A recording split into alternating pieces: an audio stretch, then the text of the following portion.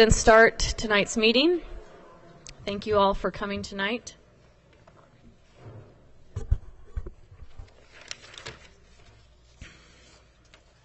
Okay, 6:30 today is our regular meeting. The board just came in from a work study. And we had an update on single gender classrooms in Centennial, and we had an update on our federal programs. Can I have roll call, please? President Whitener, let the minutes show, yes, switch sides here on you. Let the minutes show that all 5 board members are here, and let's make sure Mrs. Walker is ready. Are you all ready over there? You good to go? Okay, all 5 members are here. Thank you.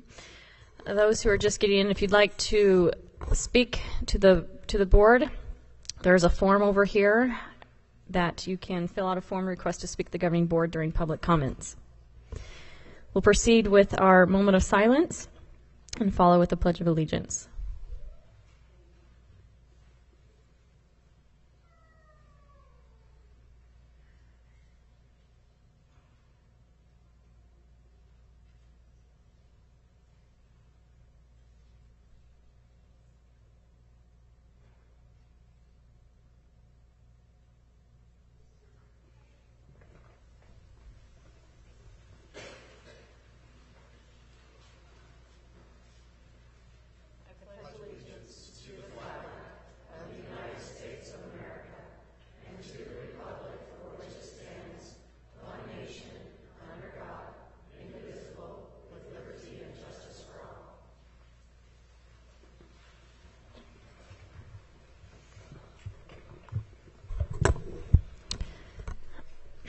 I would like to mention, I apologize prior to the moment of silence, that we recognize and our thoughts are with the Dunstan family of our student who passed away at Williamsfield and the Williamsfield campus and teachers and all those who are affected by that, and we keep that family in our thoughts and prayers.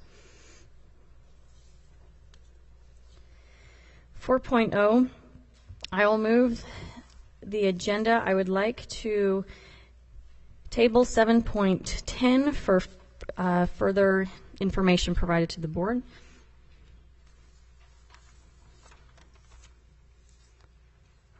That is my motion. Second. Is there any other discussion regarding the agenda? All those in favor? Aye. Aye. Thank you. 5.0 is the superintendent's report. I'm sure some of you are here for some awards tonight. Thank you all for being here, and not sure who's going to head us off if we want to start with the art winners tonight. I think the art winners are on your table, Dr. Nance, but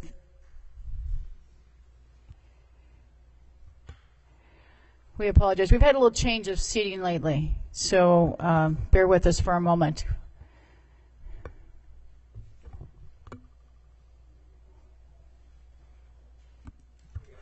Ask both Ms. Diab from Sossaman and Mrs. Richards from Powell Ranch to come on up here for some presentations. And we're going to ask the governing board to come on down because we have a lot of art awards that I know you want to shake some hands. And Dr. Wong.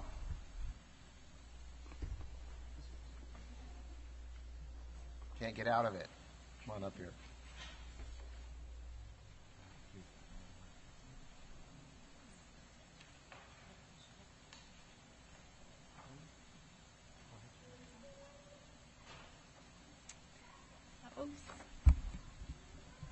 I would like for Kathleen Whipple to come up.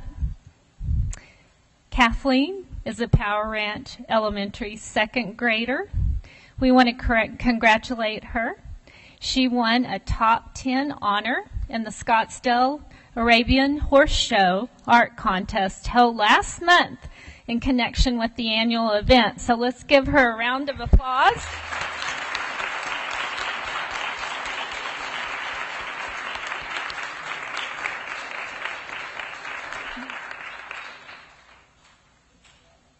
Okay, her work was displayed at a ribbon-winning ceremony in the area of the contest at the Scottsdale Arabian Horse Show. And her family were invited to visit the display. So this is real exciting to win this, and we're very proud of her, and she has a great future ahead of her. Congratulations.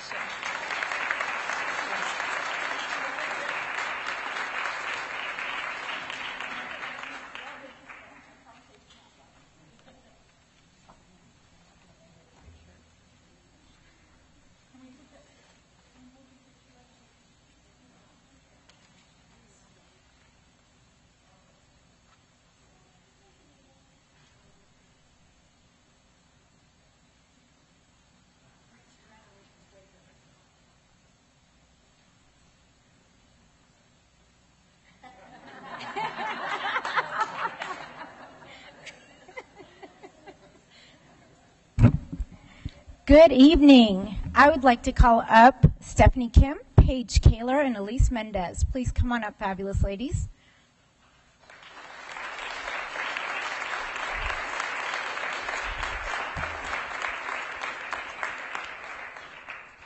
Dr. Mallory, that's $1 into the bucket. I get teased about how many times I say fabulous and amazing, so we'll count how many times I say it tonight. Okay. I would like to congratulate these fabulous ladies. Oh, see? Sossaman Middle School again swept the junior high division of the town of Gilbert's Dr. Martin Luther King Jr. Youth Art Competition in January. This marks our second year in a row that Sossaman students have taken all 3 top honors. I'd like to introduce first place winner, Stephanie Kim, second place winner, Paige Kaler, and third place winner, Elise Mendez. The students were recognized by Gilbert Mayor John Lewis, and their artwork was displayed at the Southeast Regional Library for a month. Our art students continue to shine, and I truly am so proud of their work and their accomplishment and dedication. The visual arts program at Sossaman is fostering talent and creativity in our students. Recognition should also go to Sossaman Middle School art teacher Rachel Copeland. I know you're out there, Rachel. Where are you? She's amazing.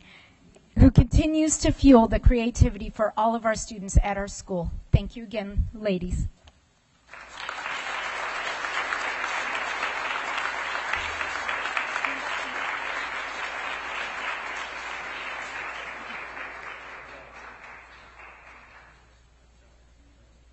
Kendall, come on up.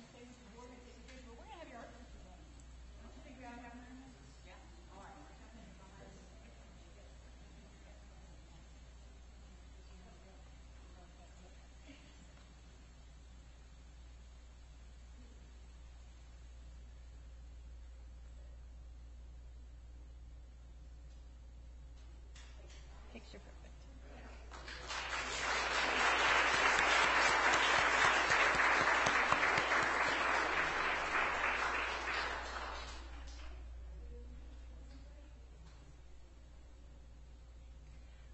I'm very thrilled to be able to recognize Kendall Kalbrecht from Coronado.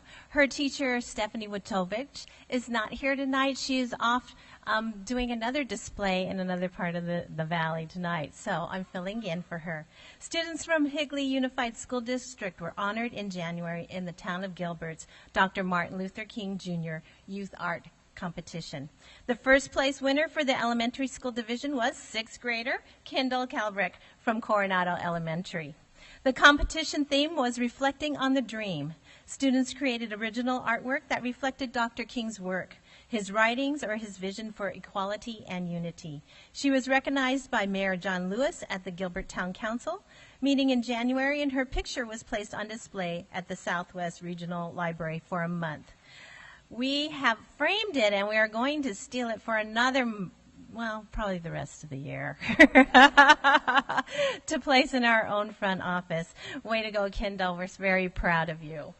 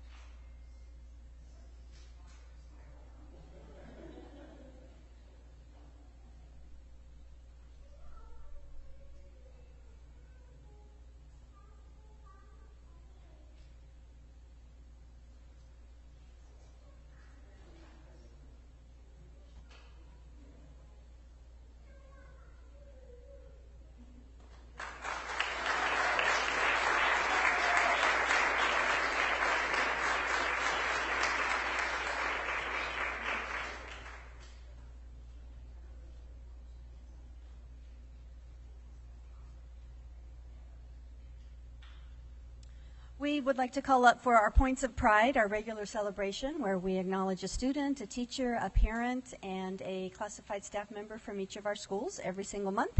And this month we'd like to recognize teachers and students and classified staff and parents from Cooley Middle School and then also from Power Ranch. Let's have Cooley Middle School come up first. Dr. Mallerwine.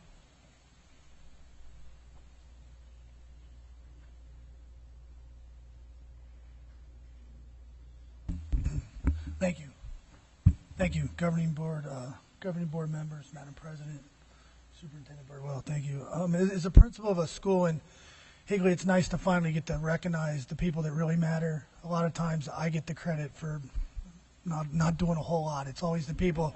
It's always the people behind the scenes that really you don't see or you don't hear, you don't see on the website. So it's an honor for me to represent these four individuals. I want to start off with our volunteer, Rebecca Terry. Could you please come up? Miss Terry was actually the very first parent that I met when I came to Higley School District, and I thought, oh my God, what have I got myself into?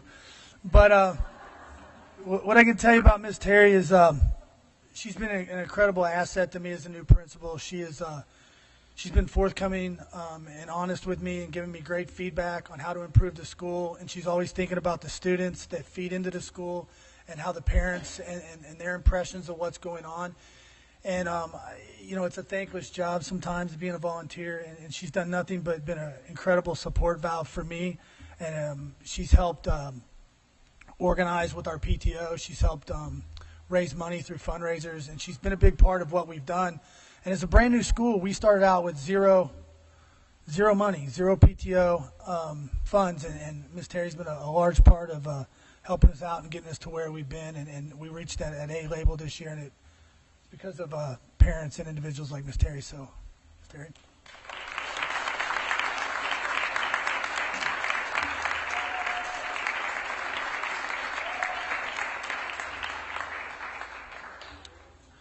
Next, I'd like to recognize our classified employee, and I would like to recognize our health aide, Ms. Carrie Teets.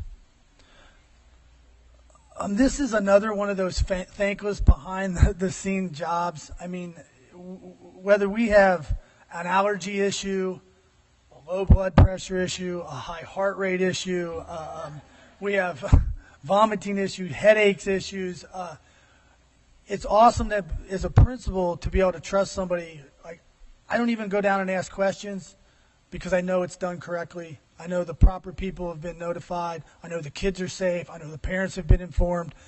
I really go down there to kind of really just hold the hand of the kid or pat the kid on the back and tell them it's going to be okay, because I know Ms. Teets has handled it appropriately. The kids are safe. The parents have been notified, and it's an incredible reassurance as a principal to have such a quality person in our health office. I can't tell you enough thank you.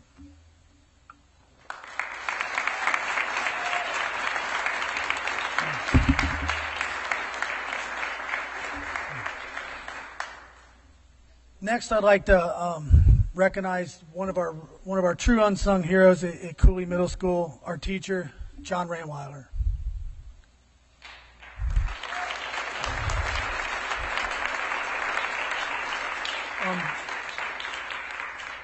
Mr. Ranweiler, he's all of the above when you think about an excellent teacher and someone you want to recognize. And I do him a great disservice a lot of the time, because I always say things like, you're one of the best young teachers I've ever worked with, or you're one of the best young teachers I've ever been around. And the truth is, he's one of the best teachers I've been around.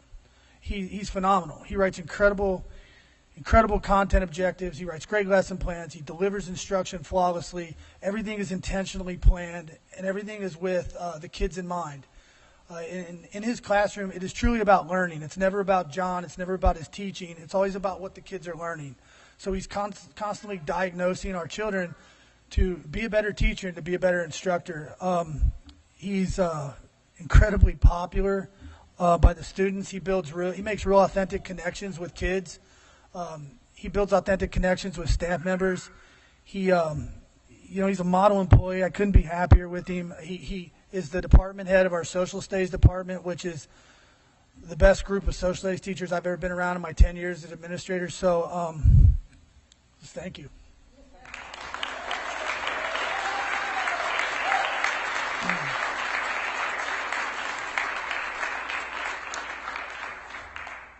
And lastly, I want to recognize our student.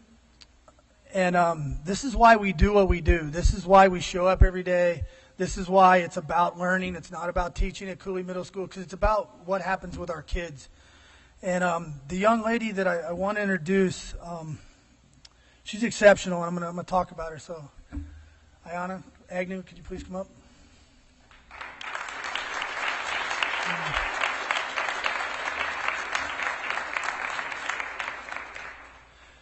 I just call her Agnew, so I'm going to stick with that because it's my comfort zone. But what can't you say about a student that gets recognized? Sure, she's a 4.0 student.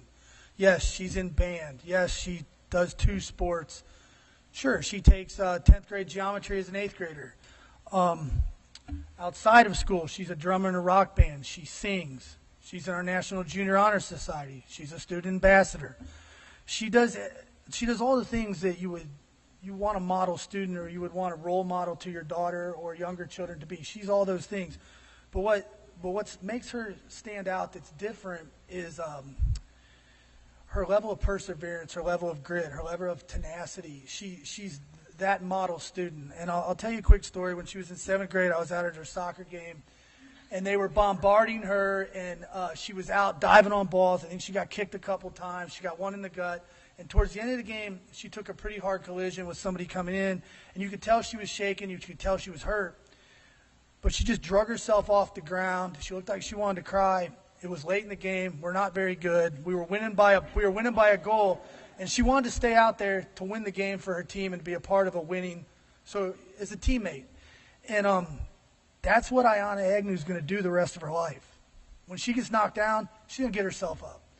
When she fails, she's going to figure out a way to win, and she's going to be incredibly successful, not because she's intelligent or talented. It's because of who she is on the inside. And as a principal, I'm very proud of her. And lastly, I just want to compliment her. And for those of you who know me, it's a big compliment. You know, I would be honored for her to be a role model for my daughter.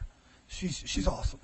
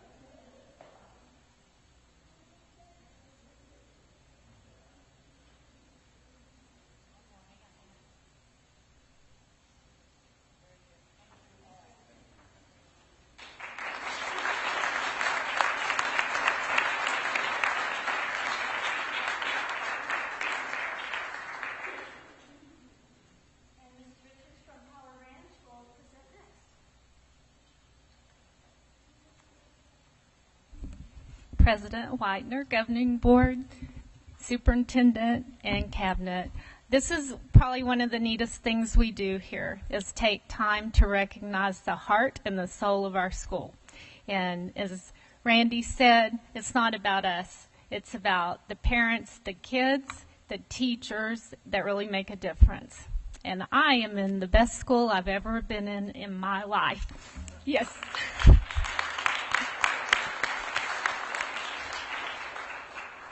All right, so I'm going to have Miss Kay Morgan come up.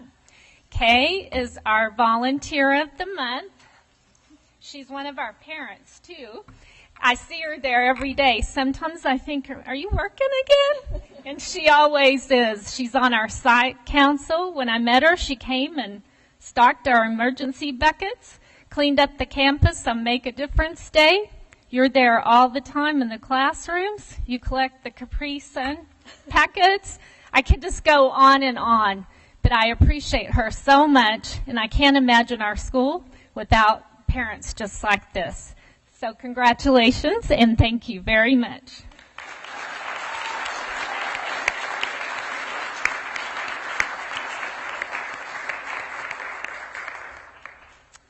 Okay, now we move to Aaron Lewis, who is the greatest attendance clerk, I think, in the United States, for sure. When I first met Erin, she was one of our special ed aides, and we had the opportunity to move her into this position.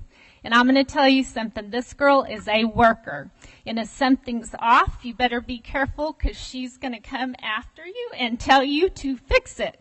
How important is that as a school and a school district? Accountability to make sure every kid's there, accounted for, and safe. Erin's not afraid to do anything. Direct traffic, take kids to the nurse, walk kids to class.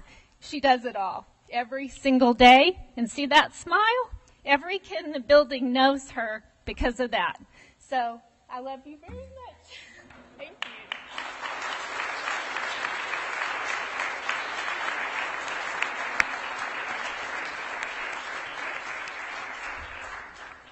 All right, this is a success story sitting towards the back of the room. His name is Mr. Matt Verville. He's my teacher that teaches 4th grade language arts and social studies.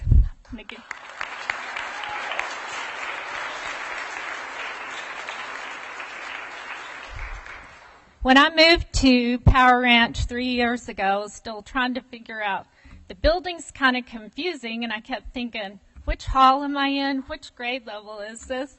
And I went in his room, and I thought, I'm in 3rd grade. This is like the first week I got there. It wasn't 3rd grade. It was 1st grade. And the reason I was confused was because of the expectations he has and what he had his kids doing. So I was like, wow, what's going on in here? So I hung out in his room a lot, didn't I? And I kept saying, do you want to teach 3rd grade? Do you want to teach 4th grade? No, I'm happy. I'm happy where I am. So how long did it take? Yeah. This year, he is teaching 4th grade and loving it or hating it? Loving it. What else do I have him on the road to be? An administrator. So you've got a learner all the time. I walk in his room and he's still trying to get better. I don't understand this. I'm going to work on this. It's going to be better. Come back. I'll invite you. So what an amazing guy. And our kids are blessed. Thank you, Matt.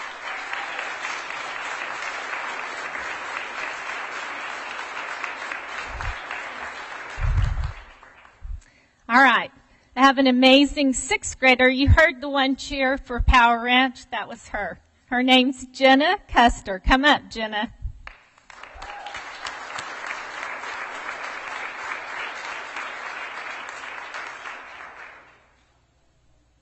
Yeah, we are going to talk about you, but it's in a good way. So I was talking to her the other day, and I said, what kind of things motivate you? And she didn't really want to tell me at first, but then we kept talking. And history motivates her. Imagine that. And she has Mrs. DeSorty for a teacher. If you know Mrs. DeSorty, you get out of her class and you're ready for college. And I'm not kidding. So this girl loves that. She loves talking about her thinking, justifying her answers, and making everybody get involved in the discussion. So what did your mom tell me? You like to talk, right? That's a great thing. It's a very productive thing. So what I'm going to tell you about Jenna is she has perseverance and dedication. We like to call that true grit. So this girl is going to make great strides because she goes in, she made up a year of learning in band by going in after school because you had to catch up, right? So we have amazing students in Higley. This is one from Power Ranch, and I would take 1,000,000 just like Jenna.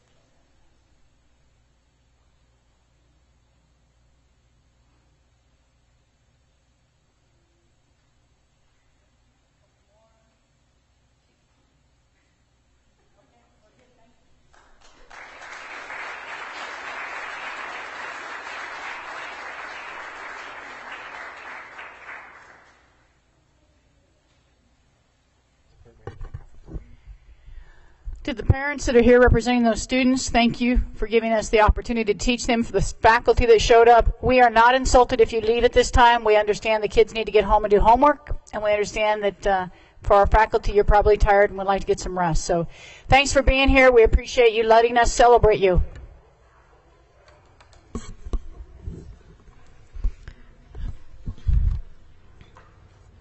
Dr. Birdwell, do you want to go over upcoming events?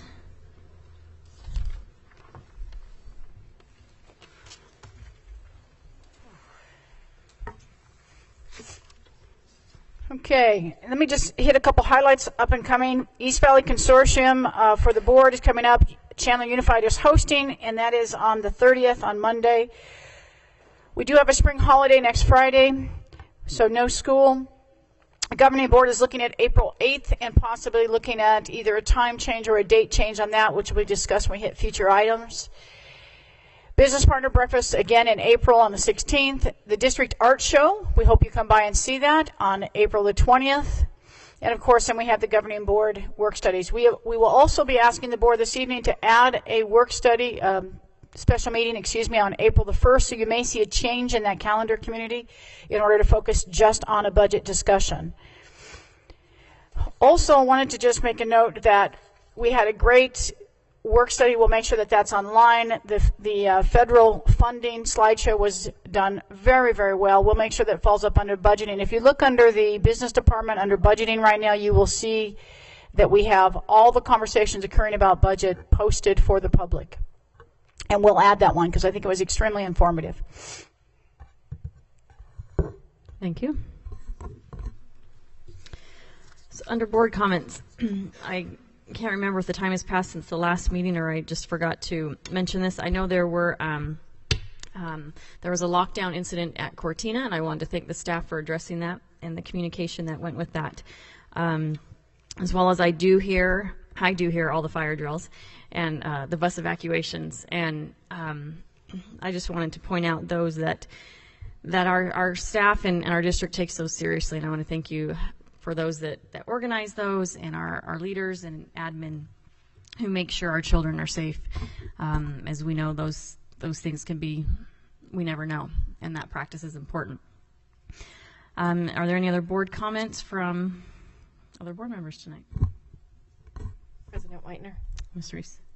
I just want to say, because I wasn't here, unfortunately, when we announced our new superintendent, so I wanted to congratulate Dr. Thomason. I'm really excited about it. So I wasn't here, I'm sorry, but so I wanted to say congratulations. Yes, and we'll be over here, the two-headed superintendent, for a couple months, and then we'll be happy to have one gone. Is there a good one, bad one there? No? So if you're talking about current issues, I'll answer. If you're talking about the future, I'm just going to turn the mic and go, someone else. But congratulations to Dr. Thomas, and we're very excited. And thank you, Governing Board.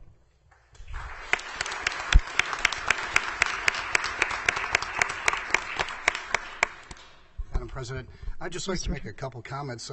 Since the last meeting, I went over to Power Ranch STEM night. Outstanding. The staff was there in the evening. Wonderful night. Sossman, we went on a tour last week. Saw the great things in Sossman Middle School. So thank you again for the tour. And also went to the Williamsfield Cooley band concert. Packed audience and things like that. So I was very proud of that. A couple things I just want to say to Dr. Birdwell. With the recent budget coming out, there's a lot of misinformation out there. I want to thank you and your staff for making sure the correct information got out to our community. So I'd just like to applaud you for that. Also, I'd like to publicly thank Madam President, because for what I see you do out there for the kids and the children in this community, talking to our state legislators and speaking for us and trying to make them understand everything that's out there for our children. So I don't think the community realizes the phone calls that this lady makes and the hours that she puts in out there for speaking for the children of this community and this state. And I just want to applaud you for that.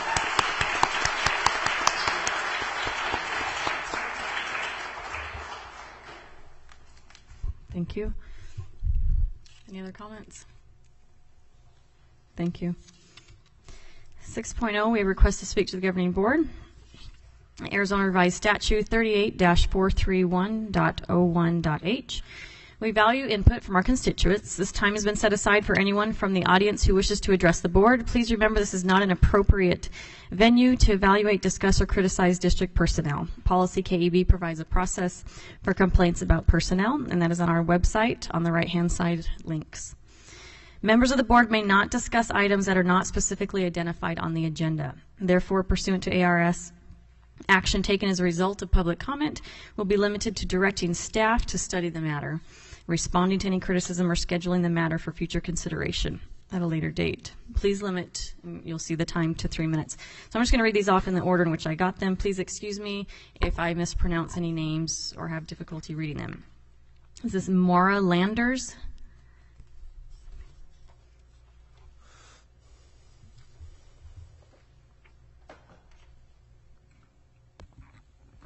Hi, I understand that we're speaking about budget at a future time, but I just wanted to mention to all of you, my name's Maura. I'm both a parent of 3 kids in the Higley District and a teacher.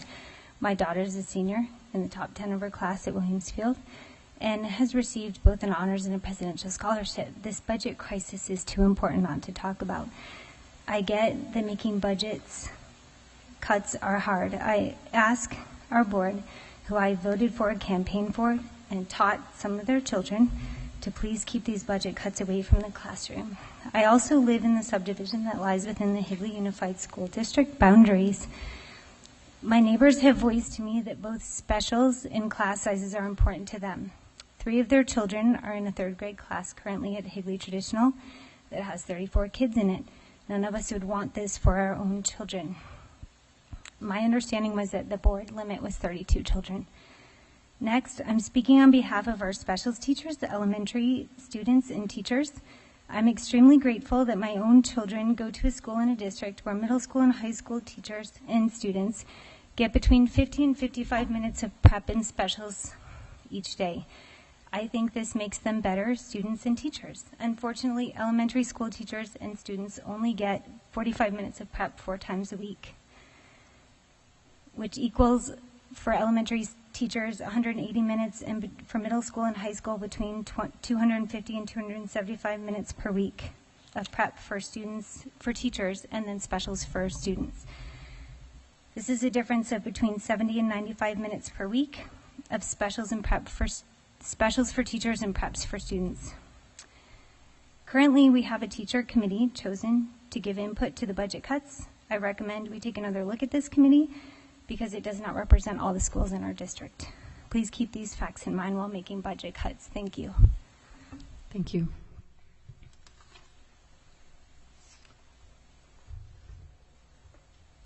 Okay, Riley Roner.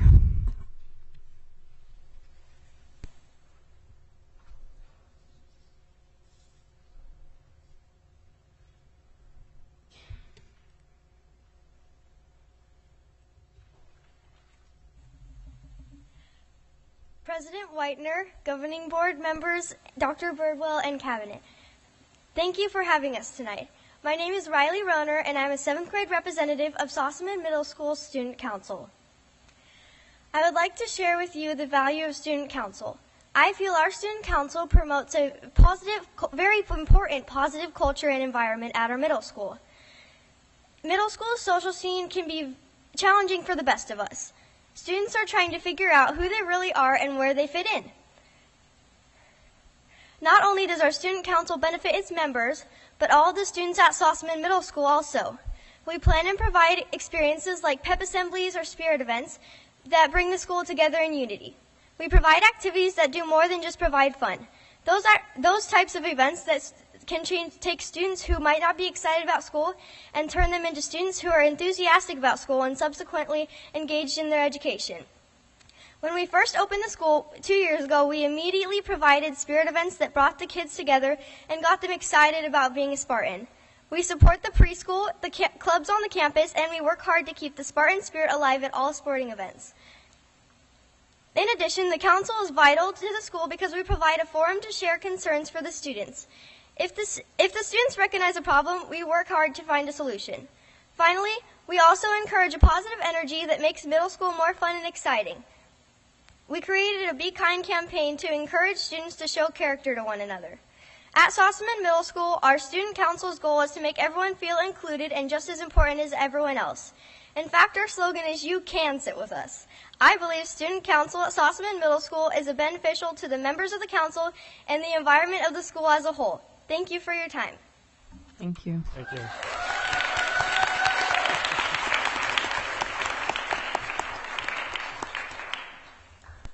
Are you Jacob? Jacob, good? Okay. Go ahead. President Whitener, governing boards, Dr. Birdwell, and cabinet. My name is Jacob Good, and I am here to say that student council is not just important to the school, as Riley Roner was talking about, but to the students of the council themselves. We get the chance to create school spirit, put on school activities, and serve the school and community around us. However, there is more to it than that. Student council gives students a chance to change themselves, to become better leaders, and to build character. We have regular lessons on management, organization, and leadership. We have been taught that being a leader means that you have higher standards than others around you. You make the hardest decisions regardless of the popularity of the decision. You make the best decision for those around you. You learn respect must be given before it ever can be received. Student council members learn lessons instrumental in the making of our world's greatest leaders, preparing us not just for college, but for the impact we will make in the world around us and our future careers.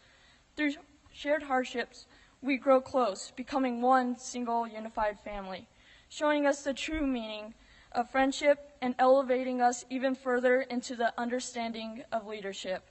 I personally learned this the hard way. When I got to Sossaman, I thought I'd sign up for student council and get an easy A. I was wrong. Student council put me into an uncomfortable spot where I had to be more outgoing and ambitious. But now those attributes are normal to me. I used to never talk to anyone. I was the kid that sat in the back of the classroom that you'd wonder, who is that kid? I've never noticed him before. But student council has taught me public speaking, work ethic, and most importantly, leadership. At the same time, we learn to be humble and serve others. There is a quote that explains this concept. Work for a cause, not for applause. Live life to express, not to impress. Don't strive to make your presence noticed, just make your absence felt. Ladies and gentlemen of the school board, I assure you, good things are happening at Sossaman, and we're all proud to be a part of that. Thank you.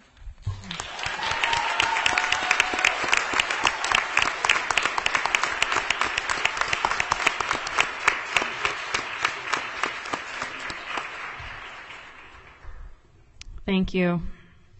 And I know these opportunities are just growing you even more, and I give you credit for the courage that it takes to get up there and say those things.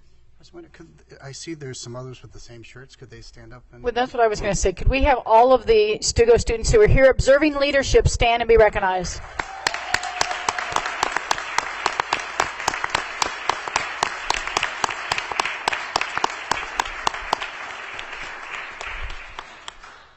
Well done, students. Thank you. If you have other activities or homework, you are free to move about. Part of their the homework building. was to watch the leadership of the governing board, so they're here to watch. Okay. All right, Phil Alabrendi.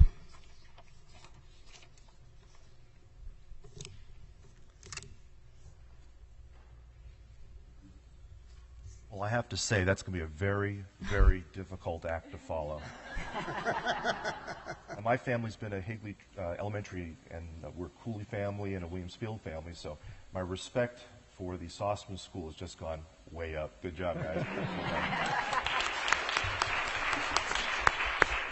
President Whitener, board members, Dr. Birdwell, staff, and fellow citizens. So the big topic these past few weeks is the governor's budget and its impact on public education in the district. Sadly, private school preferential tax treatment and for-profit charter school funding did not share the same draconian burden as the public school districts. So let's take a look at the new math standards here in Arizona. These are my figures alone from the public record. These are my computations, so I'm responsible for any math or math errors there may be. In Higley in 2006, we received approximately $7,600 per student per year from the state of Arizona. Remember that number, folks, $7,600. In 2015, we will receive only $4,900, a 36% decrease. In 2016, we project only $4,000, a 47% decrease per student per year when you account for all the things that our legislator has taken back, like district charter, district assistance clawbacks, former soft capital, and choral funds over the years. This is $3,600 less per year. Now, don't talk to me about federal funds. They're usually for special specific programs or transportation, food service reimbursement. Those things are a wash. It's $3,600 today less than just 9 years ago. So how in the world is this a good thing for public education in Higley, and how does this make public education stronger and on a more solid path for the future? So, to all those out there spouting, regurgitating, or parroting the governor's party line that there is more state money in education than ever before, on a total dollar amount, perhaps this is true, but it completely ignores the practical reality of what's happening on the ground. There are thousands of more kids here now. In Higley alone, it's gone from 7,000 students to 12,000 students. If we had the same level of funding next year per pupil as we did in 2006, just from the state, Higley would get $93 million. We're going to get 49. $93 million. I think we'd be happy with mid-50s. So this is the $44 million question. The difference in amounts. Are these people ignorant of reality or manipulating public opinion? Are they really this wrong or this politically cynical? If this is such a good deal for the public, I would like each board member to recommit to us tonight that his or her child or children will go to Higley District Schools for at least the next 4 years. I would like to see that commitment. You get a pass. Your kids are gone. My time is up. We'll probably revisit this again. Thank you all very much. Thank you.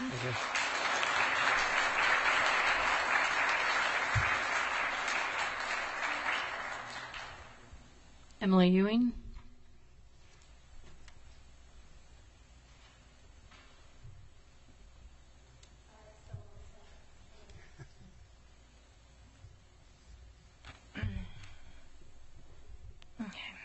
Good evening, Board, Dr. Birdwell, Community Cabinet. I come before the Board today as a concerned parent regarding the upcoming budget cuts. I know and I understand that this is a state issue.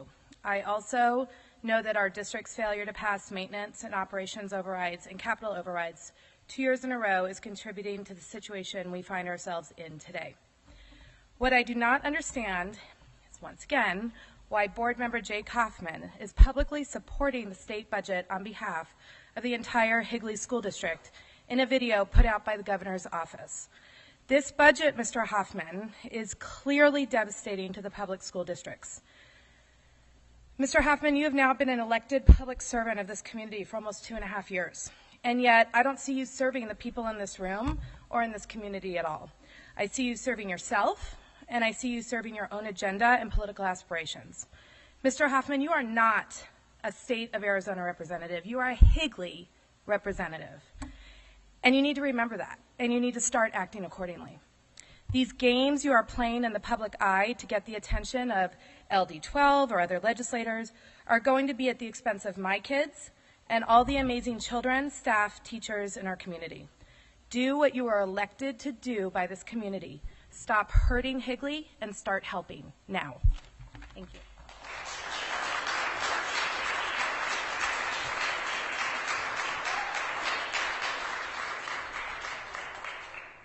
Carrie Williams.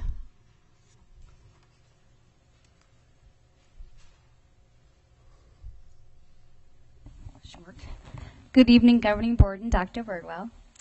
My name is Carrie Williams, and I'm a media specialist at Power Ranch. In the upcoming budget talks, I would like for the board to consider the amount of money each media specialist raises per year for library books, teacher resources, and library book repair materials. The libraries in Higley have always been fully funded through book fairs and grants written by media specialists. If it is decided to cut media specialists in Higley, please remember to set monies aside to support our libraries.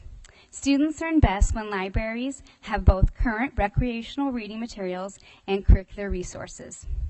Each K-6 elementary school raises on average about $5,500 per school year.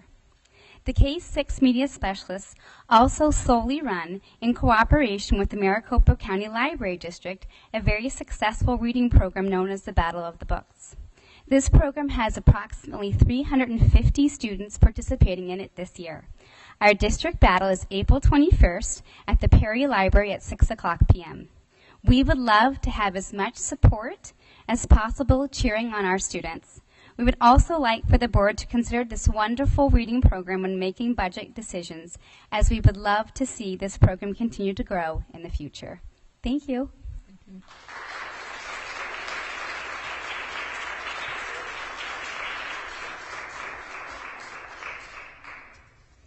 Michelle Anderson.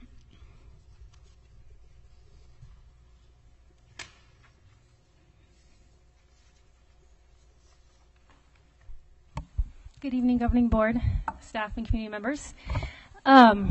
It's freezing in here, so I'm gonna. First, I just want to thank the teachers that were courageous enough to stand up here and confront the board of their concerns. I just love our teachers. They're incredibly brave and strong people. And as far as the other comments, all I can ask is if we can just keep it classy. That's all I ask. I don't want this to be a finger-pointing time, especially whenever we are going through some very hard circumstances in this district. So, what I came here to say is, I'm not certain if substitute teachers are included in the points of pride acknowledgements, but I would like to take a moment to give a well-deserved shout-out to Miss Kate Sears, the long-term substitute for Coronado's 6th grade math classes. When she accepted the position, she entered into a bit of chaos. The initial long-term had to be removed because of an expired fingerprint card, and then 2 other substitute teachers filled in. And with Ms. Sears, that was a total of 4 subs. And there was inconsistency in teaching, backed up graded assignments and tests, and the curriculum was eventually completely changed, which meant no more Common Core lessons and worksheets. I just want to add that since the curriculum was changed, our household has been noticeably more peaceful. I know Common Core is intended to promote deeper thinking, but it is frustrating and possibly less effective, and this is talking about curriculum,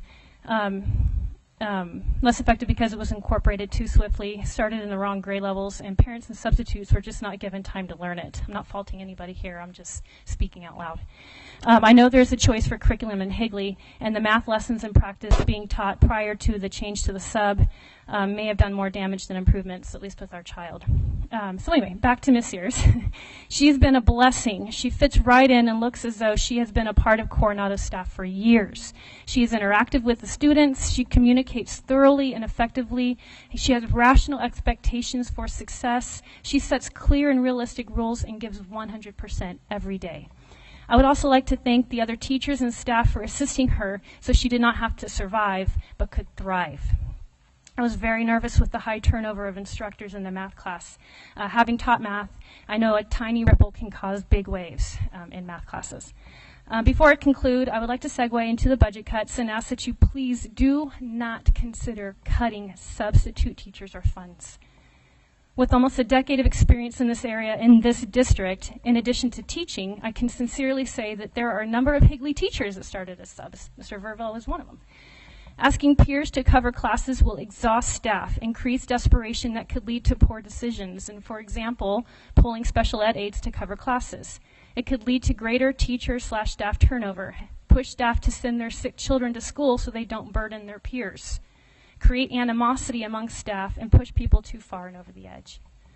Teachers will leave the district that have leave our district to go to a district that has this necessity, and parents will take their children to districts that also have that. Thank you. Time's up. Pooh. Thank you. Really appreciate all you do.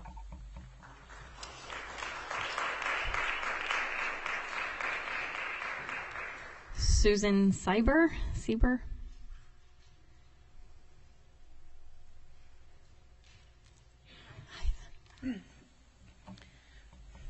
My name is Susan. Hello, everyone. I am here to talk about a budget. We are new to the public school system here in Arizona, only 2 years. My children were for 5 years in private school, so I've never dealt with this whole, we don't have money for a substitute, a nurse, paying our teachers properly. I'm new to this concept. However, my 8-year-old son is a type 1 diabetic, so I am here talking about nurses. My children go to Santan Elementary. We love that school. We have been in the public school for 2 years, and it's taken me many years to say I love the public school, and I love Santan, and I love the staff, and they keep my kid alive every day. Nurse Daphne keeps my kid alive on a daily basis. If the health staff, i.e. Nurse Daphne, is cut, my child's on a 504 plan. I don't get into all the legal stuff. I like to just cut to the chase. When I had to sit down and do a 504, I couldn't believe all the stuff that went into it. But it's clear as day that Santan, Higley School District, is responsible to keep my kid alive while he's there. If a nurse is not available to monitor my brittle type 1 8-year-old diabetic, unfortunately, I think it probably costs more. It would probably not suit my son. I'm trying to keep my emotions out of this. My whole point of my speech is we need a health aide. We need Nurse Daphne. You know what? The fact that I can have a job and my son can go to the public school is phenomenal. And it's phenomenal because we have Nurse Daphne. We have a staff, we have someone to help him. And if anyone is not familiar with type 1 diabetes, it is a 24-hour, nonstop keeping your child alive. I know that's not what this is about. However, if we didn't have a nurse 2 days ago, my son's blood sugar was 454, 469, and anyone that's familiar with blood sugars and type 1 diabetes, your blood sugar needs to be 80 to 150. At 469, my son can have a stroke. The other day, though, he was 50. He was out on the playground. If Nurse Daphne wasn't radioed and taken out there because she knows how to manage him, he would have collapsed, and if on a blood sugar that's low, he can die.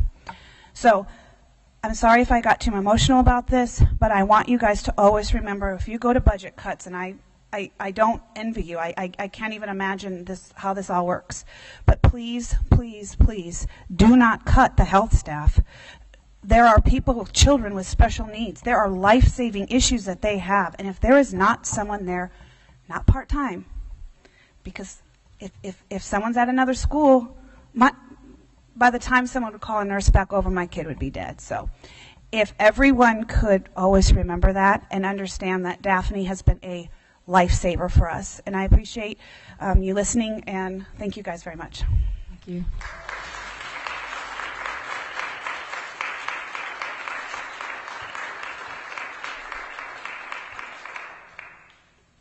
I just want to say it's okay to be emotional. We're all parents too, and we don't hold it against you, and sometimes emotion is how we humanize it. So it's okay. Meredith Simpson.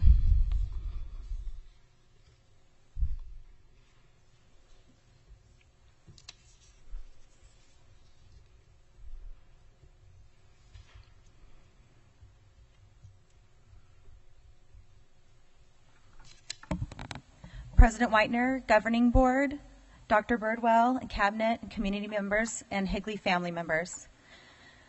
I have been appointed to help on a committee as our district steers the budget cuts and gets input from the community. And I've heard the stories from friends and families and parents in our community. I've sat in meetings and I have been in tears as I have listened to our administrators describe all the cuts that they have made over the last several years, the bulk of them happening in the district offices and in operations. I know that many members of our staff wear multiple hats and are burning out, all to preserve our kids in the classroom. And now we are presented with a governor and legislature that can spin with the best of them. This is a budget that puts classrooms first. Additionally, we have an elected board member who chose to make a slick public relations video for Governor Ducey, praising this as a fiscally responsible budget. The day I saw this, I could not contain myself. I knew this had to violate some sort of ethics standards as a representative of the families of the Higley Unified School District. It was confirmed when our administration released a statement that our district never took an official position to support or not support this budget. If you can tell me how potentially cutting or reducing specials and increasing fees or wearing our teachers down without prep hours and eliminating their subs, making our front office wear multiple hats, and destroying morale and spirit even further, all of these tangible things, if you can tell me how this does not affect the classroom, I am all ears. Mr. Hoffman, I sit in these meetings and I talk to my kids' teachers and I talk to my friends and I talk to other parents. There is no way that you have taken a position that represents the majority of families you have been elected to represent. I am brokenhearted and I feel betrayed. I'm no stranger to belt tightening. I grew up with a dad that worked 2 jobs and my mom working to help make ends meet. My husband has been laid off when I had young children at home. I have gone without and I have lived with less. We have done it for many years as a district, and I feel your vocal and self-serving support of this budget that is not the will of the people is disrespectful to the board, the administration, the parents, the families, and especially the students in this community. I hope that you can take these comments from the families that you've heard tonight under advisement as you proceed with making difficult decisions. Thank you. Thank you.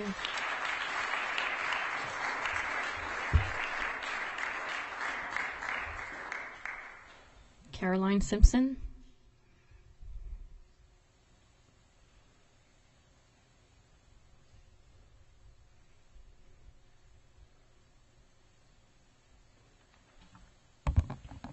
Hello, my name is Caroline Simpson, and I am in 5th grade at Santana Elementary.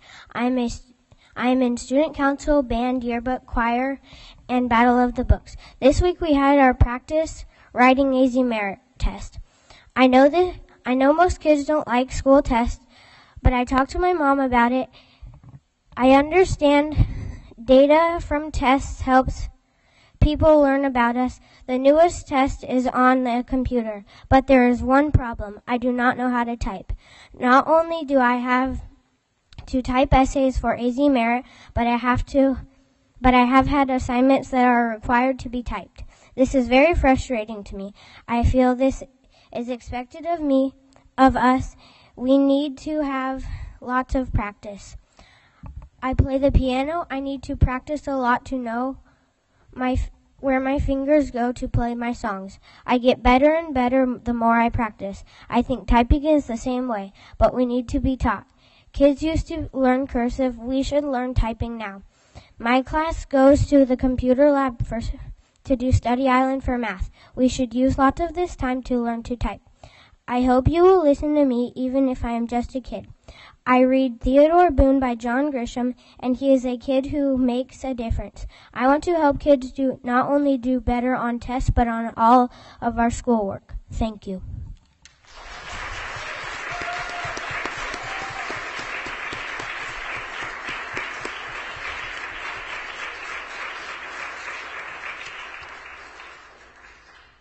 Thank you, Caroline, and thank you for being so engaged and for you being willing to come up and share that.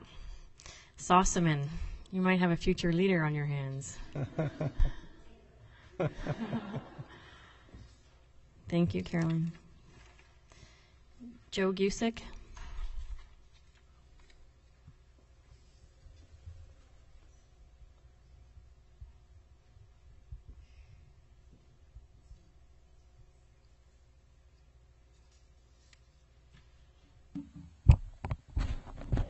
Madam President, fellow board members, Dr. Birdwell, and all community members in attendance tonight.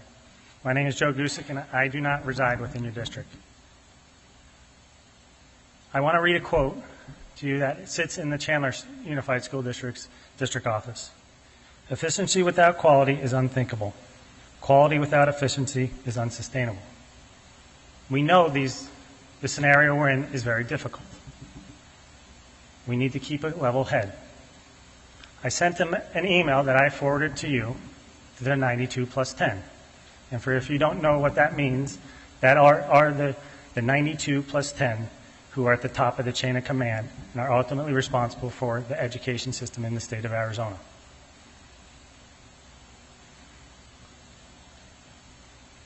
Why do we educate? Why? I'll keep asking that question and I'll wait for somebody to give me a reply. I didn't get one. And I don't fault anybody for not replying. But that is the question. Ultimately, to keep this a little bit briefer for the audience, there's an ultimate reason why. We educate, and every country in this world educates to protect their nation. If we're not going to do that, then please stop saluting the flag. Stop asking the kids to do that. In the world, things do change from time to time.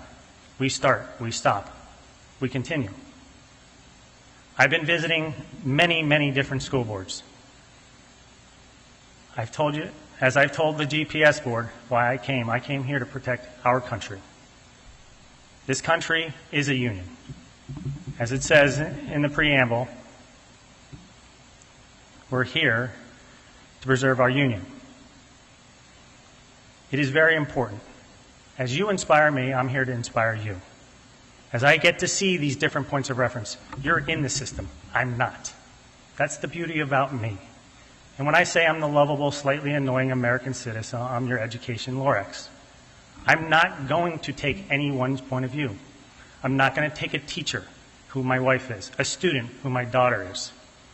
I'm not going to take an administrator's point of view. I'm not going to take your point of view. I'm going to take education's point of view. Education has to come first. So very quickly, and I will come back again to explain what I'm looking for. Every school district and every charter school in this state needs to have a 10-year vision, a real vision, one that projects out to the future.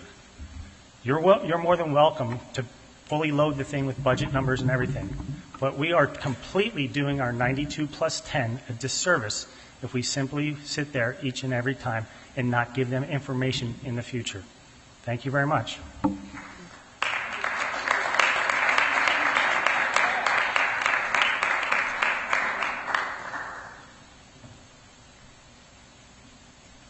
Thank you. We do value all the comments, and as we know, budget discussions will be moving forward, and we will have different opportunities where the board can respond and be a little bit more interactive with discussions as we move forward. Madam Chair, I am given an opportunity to respond to criticism, and so I'd like to take a minute to do that. So, would you like an opportunity?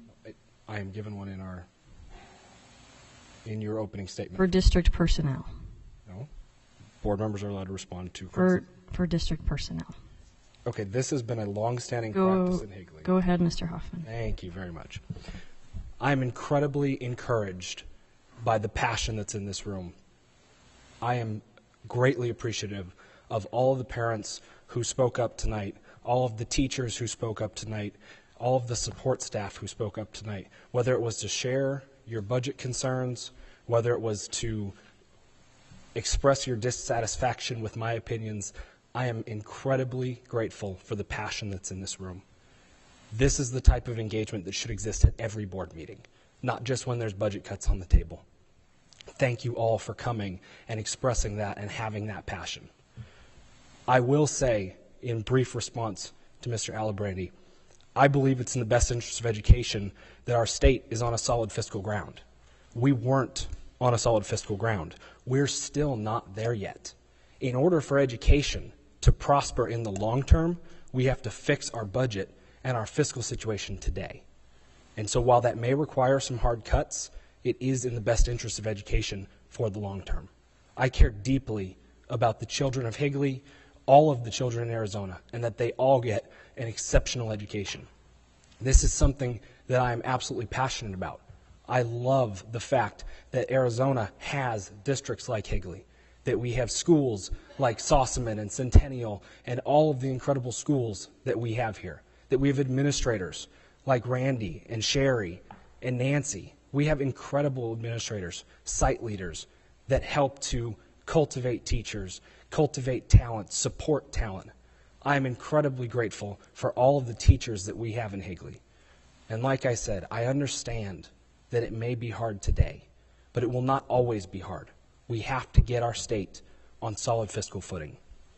And so to close, I'll actually quote something I wrote down when young Mr. Good from Sossaman Student Council was speaking.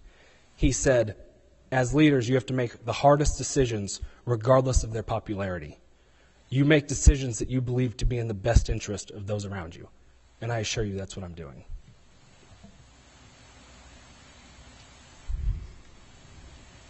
A 8.0.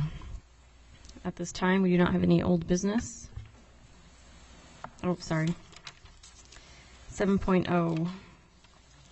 Consent agenda item. Recall that we had moved 7.10 for a future agenda item. I'll go ahead and move that we approve consent agenda items. Are there any discussion or questions on any of these individually? All those in favor?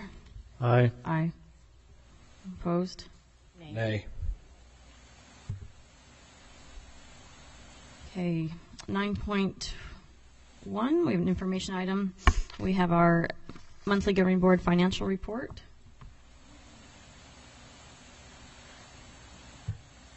All right, Miss Laura Smith is with us this evening, so if you've got some questions about the financial report, she's here to answer those.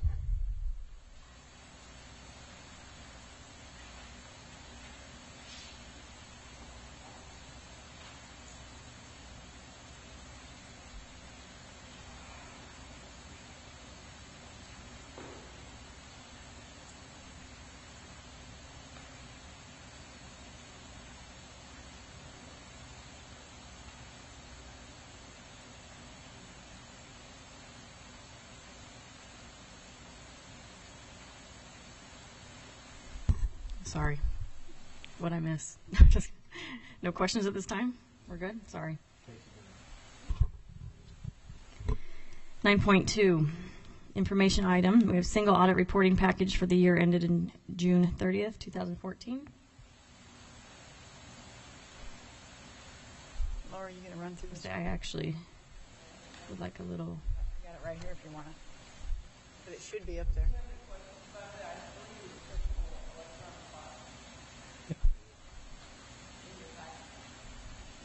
Yes.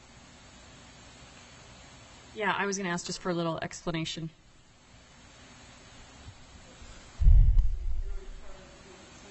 Audit packet from Highfield and Meach. Oh, sorry. Yeah. Yeah, I'm looking at That's if you have any specific questions. It's generally a review. We bring in our auditors. They review all our records. We also have a cappers because we have bonds. So there's also a packet called the USFR Single Questionnaire. That's the key to our performance. If you go to the last page, you'll see any findings that we had. They brought in 6 auditors for 4 days, or 6 auditors for 3 days, and the 4th day there was 4. So, and they also make 2 visits.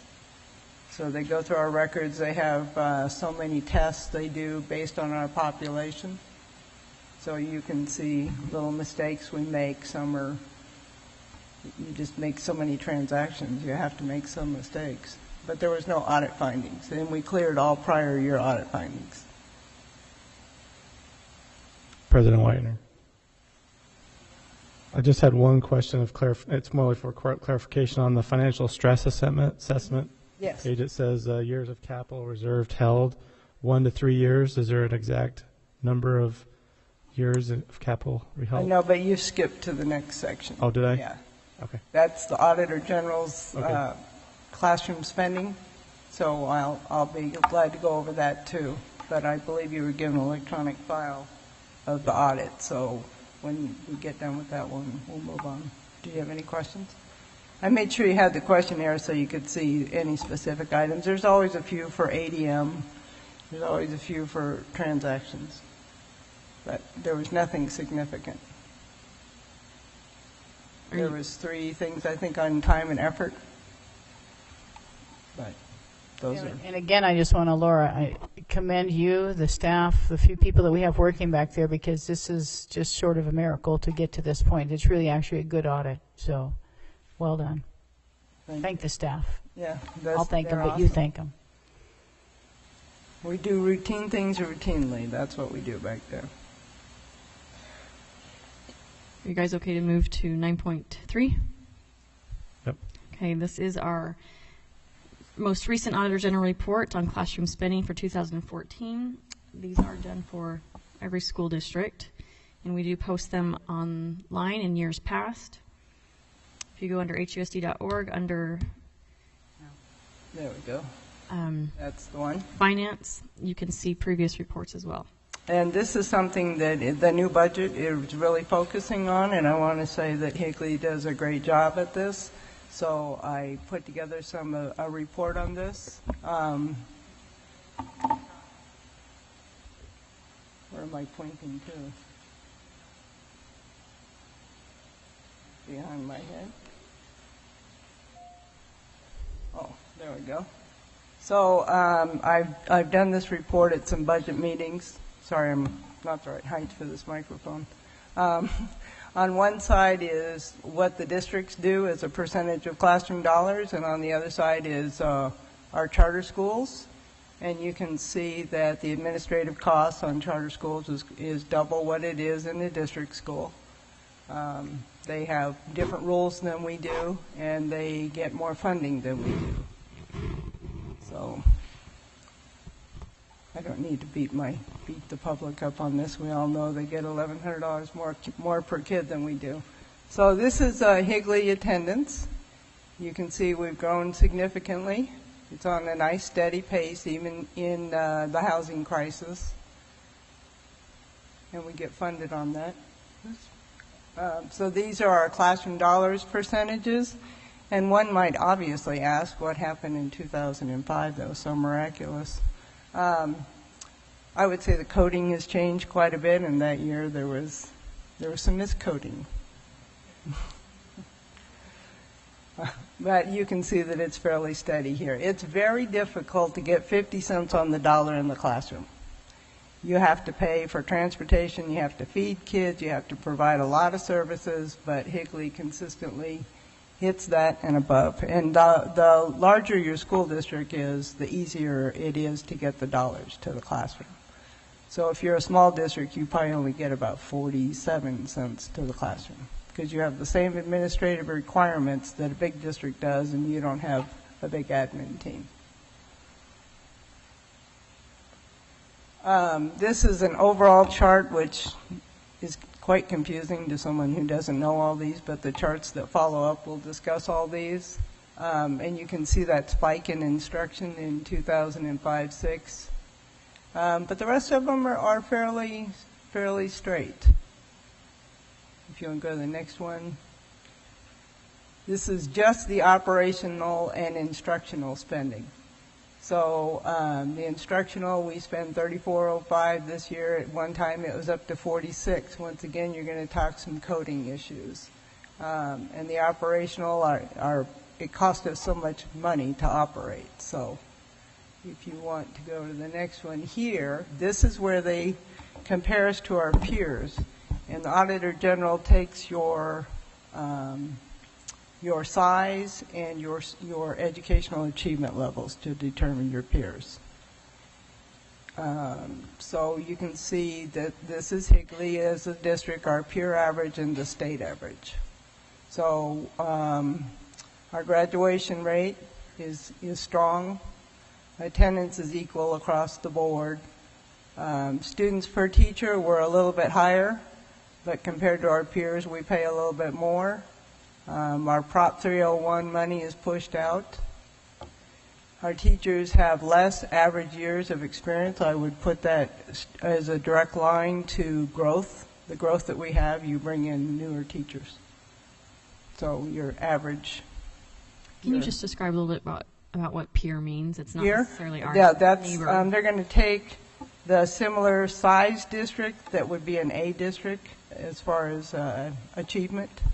So that's their determining. And if you go to the actual report, it's open to the public at the Office of the Auditor General, and they'll give you 2 scores in the upper right-hand corner of the page, and you'll find, and then you have to go search for the other ones that have the same. As far as, if we can go back up there for 1 second here, and the bottom line here is your percentage of teachers in the first 3 years. So we have 19%. That gets you to your average years being a little bit lower. What you need to know is the Auditor General only includes these people and items in the classroom. So to get 50 cents of every dollar, and we get more than that, that's a pretty amazing thing. So, and that's something that Higley is held strong to. It's been a focus of the administration to keep these dollars in the classroom.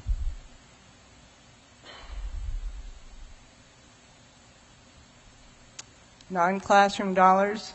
This is something that people focus on a lot. This is your administrative, so this is any governing board expenditures, superintendent, every single school's administration, and if they have a secretary. Central services include human resources, payroll, accounts payable, the warehouse, printing, technology, purchasing if you have one. And so also the audit costs are put here, and you can see that you can't get a much straighter line. And that's per student.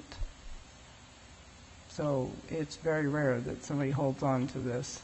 So I think that's proof that you're not, you have no fat up here. The next one, this is plant cost per square foot and square foot per pupil. A lot of districts get write-ups here because they're an older district and they were built for a generation that isn't available. You know, the kids aren't attending there anymore, so they have a lot of open space. And this is something that the governor has suggested that they rent those buildings out, perhaps to charter schools. There's also rules that if that building was paid for with bond money and there's no bond money, they still owe on it, and you can't rent it out, so kind of an oxymoron. But this goes to show that we have efficient buildings as well, because it actually goes down. So our utility cost per square foot is low. Food service cost per meal, that's about the reimbursement rates we've had all these years, so that's a good operation. You're not having to throw classroom dollars at food service. Many districts do. And these are transportation costs per mile. This is probably one of our weakest areas because we have the landlocked building with the railroad going through it. So our buses can't run efficiently. When you can throw a busload of kids and run 60 miles without stopping, you can actually make money in transportation. So when they calculate these costs, remember these don't count as classroom dollars, even though the buses are only there for students. It's going to be your bus drivers, your mechanics, monitors, everything it costs to repair the buses, and also if you have to take your bus out for servicing, and the inspections, the licensing, that all goes towards here. Does this include like the bus leases, or is that, if it's under bonds, is that not included here? No, they don't count capital costs in these calculations. So it's $968 per rider. Mm-hmm. Mm-hmm. That's not per student. So That's per rider. We're just yes. accounting for how many riders we have. Yes. $968 eligible riders. dollars per rider. Yes. In a year's time. I know, it seems like Higley could do its own high-speed rail. If you take what we spend in transportation and push it out 20 years, it seems amazing, but even the Auditor General has no answer for us. Because you keep your buses, they want the buses at an average of 85% to be what they consider efficient, and you can fill a bus full of primary grade students with 3 to a seat, but I don't think you want to put 3 high schoolers to a seat. It just doesn't work that way. So overall, they want an 85% occupancy rate. So if the bus is full and you're having to use another bus, and that bus is only at 20%, it's very inefficient to them. Smaller buses don't cost much less, like maybe it used to be 10,000, it's probably 20,000 now. Does this include the special ed buses or no? Oh, sure. Yes, it does? Yes. Eligible riders, yes. Special ed transportation, is that solely state funded or is it a mix with the federal dollars as well? It's just part of our funding formula. If they have an IEP, then we have to provide them transportation. That comes from only state dollars? We get what's called the TSL, which is your transportation support level. You get so much per mile, and we do get the maximum amount, which is running right about $2.50 a mile. And so, but it costs us $4 a mile to run. So every time you see the bus go by, it's taking money from the classroom, but we have no choice. If you don't have your kids in school, then you're not going to get any ADM, and then you're not going to get any funding.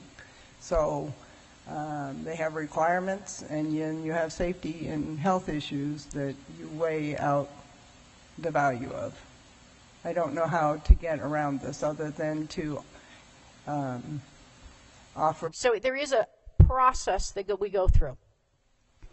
It is a data-driven dialogue. That is what happens.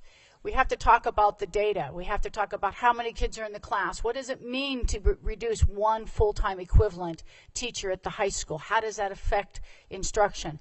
So you're talking a lot of predictive statistics. You talk about assumptions. You have to get through the myths. You have to get down to the facts. And in the end, what are we going to take action on? But that's the process of what we use.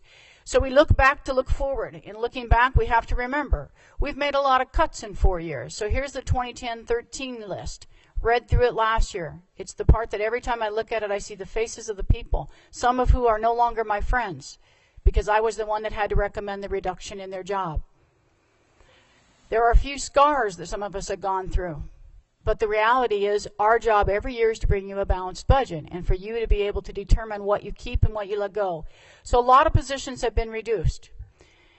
Boatload of areas, gifted programs, literacy coaches. I see literacy coaches on the list again this year, and I have to remind them that in 2010 we reduced from 8 literacy coaches to 4 literacy coaches, and the 4 literacy coaches left are in Indian gaming. They're not 001. They're not in the maintenance and operation budget. All of those recommendations go to a board, and throughout that time, the board has said, hey, don't get rid of lane advancements. Our teachers are continuing their education. We want to continue to support them. Up until this year, we have never followed through with a furlough. Classified unpaid holidays. We've held on to staff for growth. We put our library clerks back in. We put them in part-time. We funded them out of another area. We put security guards back because the board said safety was important. We found another way this past year to fund security guards out of parking fees. The K-8 office staff, we looked at reducing it. The board came back and said we can't afford to reduce it. There aren't enough people there. Ed services clerk, brought him back because why? Data was critically important. Curriculum was being written. Someone had to do all the data input. Data specialist, still haven't filled the position. Still need it. Dr. McCauley needs some support over there. We do a great deal of data crunching. Last year, this is what you decided. We had the loss in the override. We took our coaches out of M&O and we put them into tax credit. All head coaches are now paid out of your tax credit dollars. We looked at reductions of the administration in the Higley Performing Arts Center. We removed individuals and asked a foundation to be developed and pick them up. They have still yet to totally embrace that staffing. We reduced some at the district office again. Art stipends were then put into tax credit like athletics to be fair. We reduced those security guards high school-wise, and we made them come out of the parking fees. The furlough days are in the budget, a furlough day. It's still there. hasn't been done. It's scheduled for May 22nd.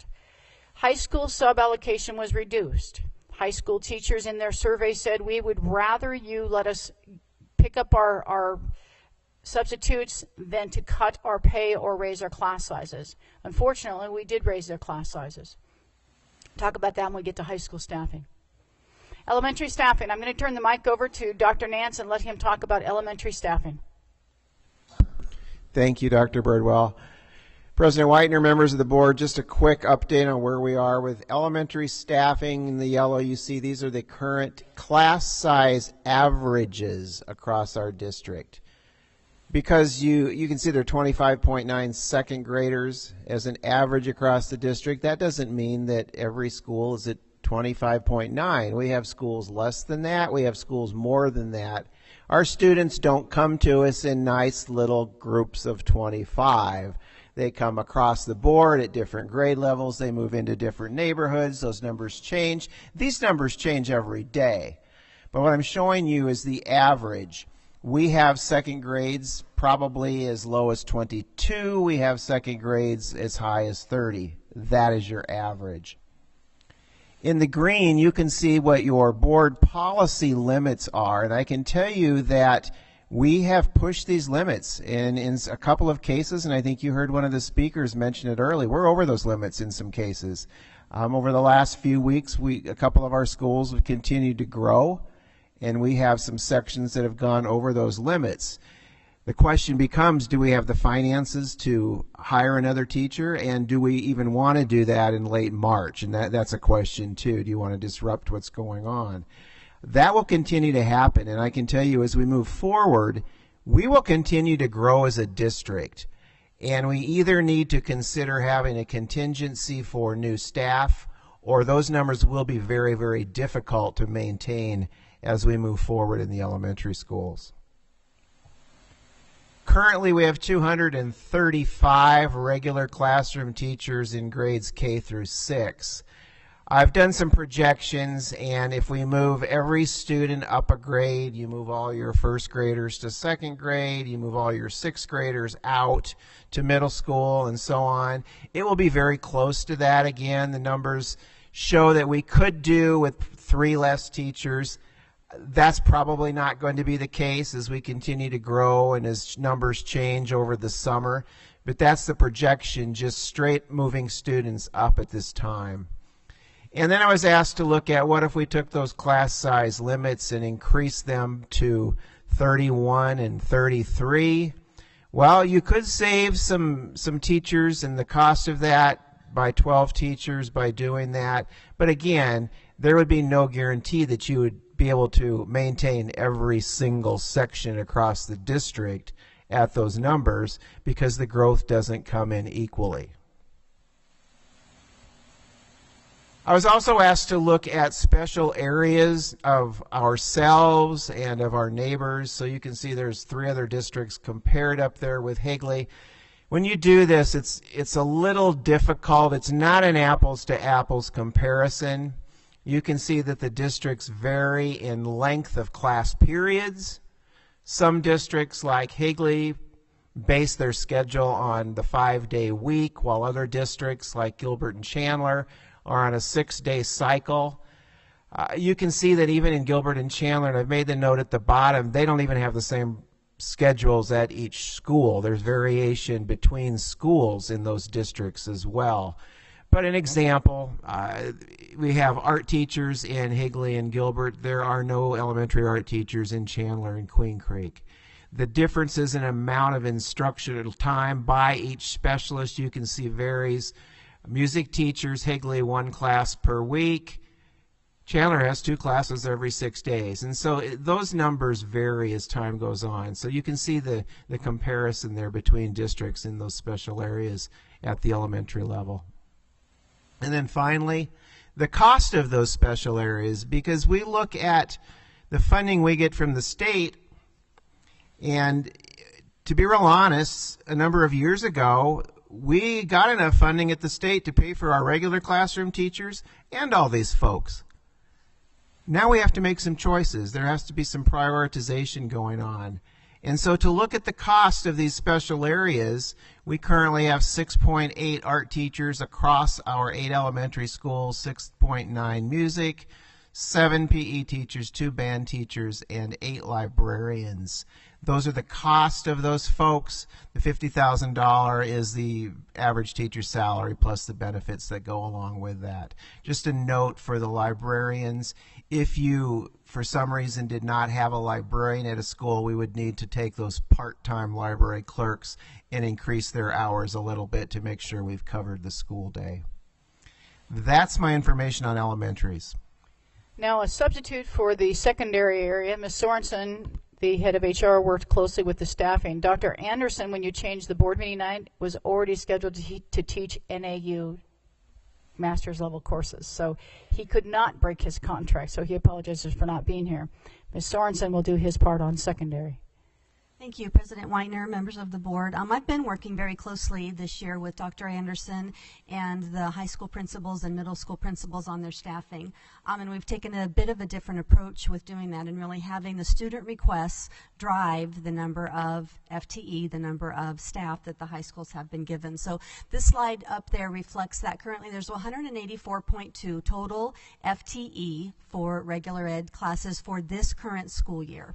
That put the high school ratio at an average of 29 students to 1 teachers, and the middle schools at 26.5 students to 1 teacher. The special education staffing for this year is at 31. Those are FTEs, 31 full-time teachers.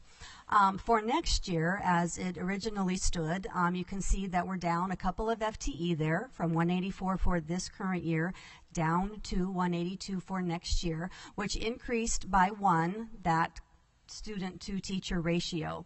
But as I was preparing this evening and began to take a look at all of the data and spreadsheets that we've done over the last couple of weeks, while that may be an average based on the students that are enrolled, I'm looking right now at numbers of 44 and 47 in English classes and math classes, and those numbers, you know, you don't get a 44 in a high school class.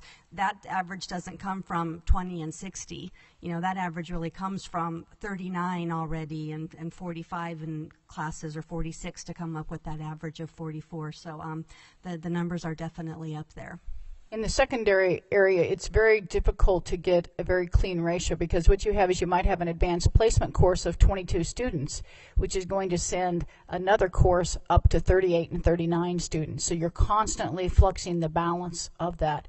But we did not add new staff last year to middle school and high school. So one of the things that we talk about is when we talk about growth carried forward. So this year's growth, the new students came to Higley, we get funded in May for those kids. That's because we didn't add new staff, so staff isn't being taken out of that dollar. So that dollar is able to go into the next year's budget. That's because the high schools and middle schools did not get increased for the number of kids that increased those schools this year. Instead, class size went up. So don't panic when you see this class size. But the reality is, middle school and high school class sizes have gone up over the past year because we did not add staffing. The next slide just gives you the list of the required classes for graduation. And so again, because they're required for graduation, they're not classes we can cut. We absolutely have to have those in the schedule. We have to offer them. They're required, and we just don't have a lot of wiggle room with those.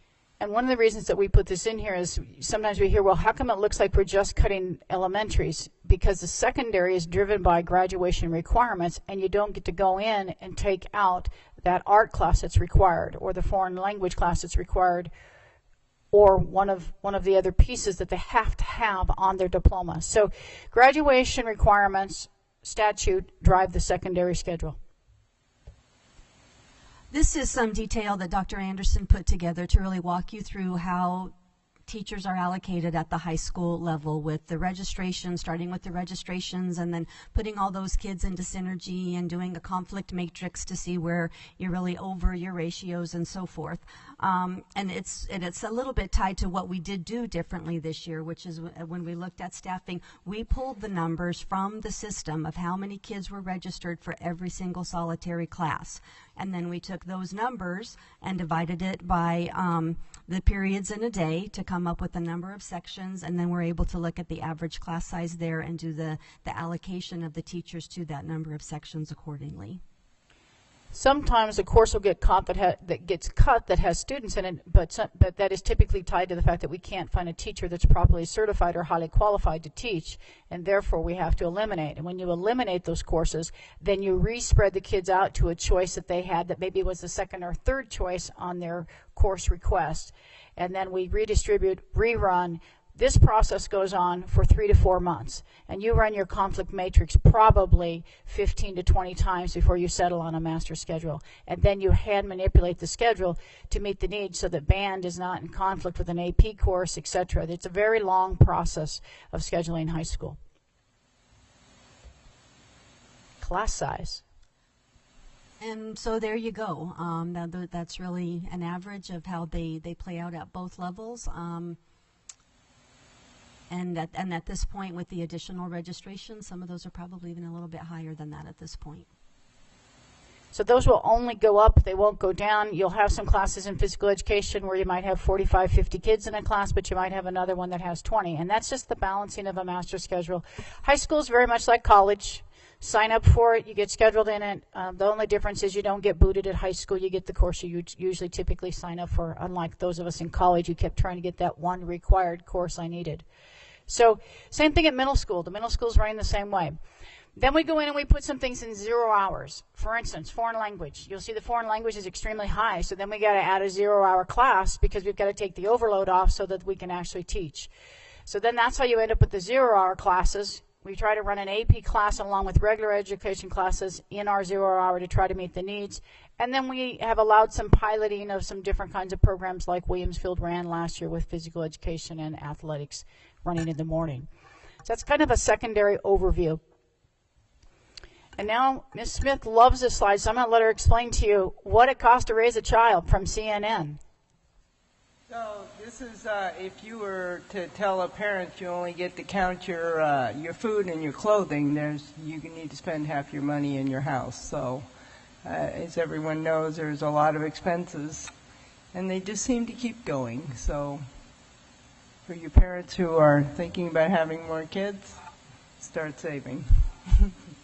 And now we're going to talk a little bit. I know you've heard this over and over, but also we're doing this for the community. By the way, these are the slides that we shared with the community over the community meetings, and those are still ongoing. They are not complete. But one of the conversations occurring in the public is, what's the difference between classroom and non-classroom? And I don't understand that. So we've really tried to emphasize this multiple times to help people understand. Classrooms are teachers, instructional aides. I'll let Laura take that. Okay.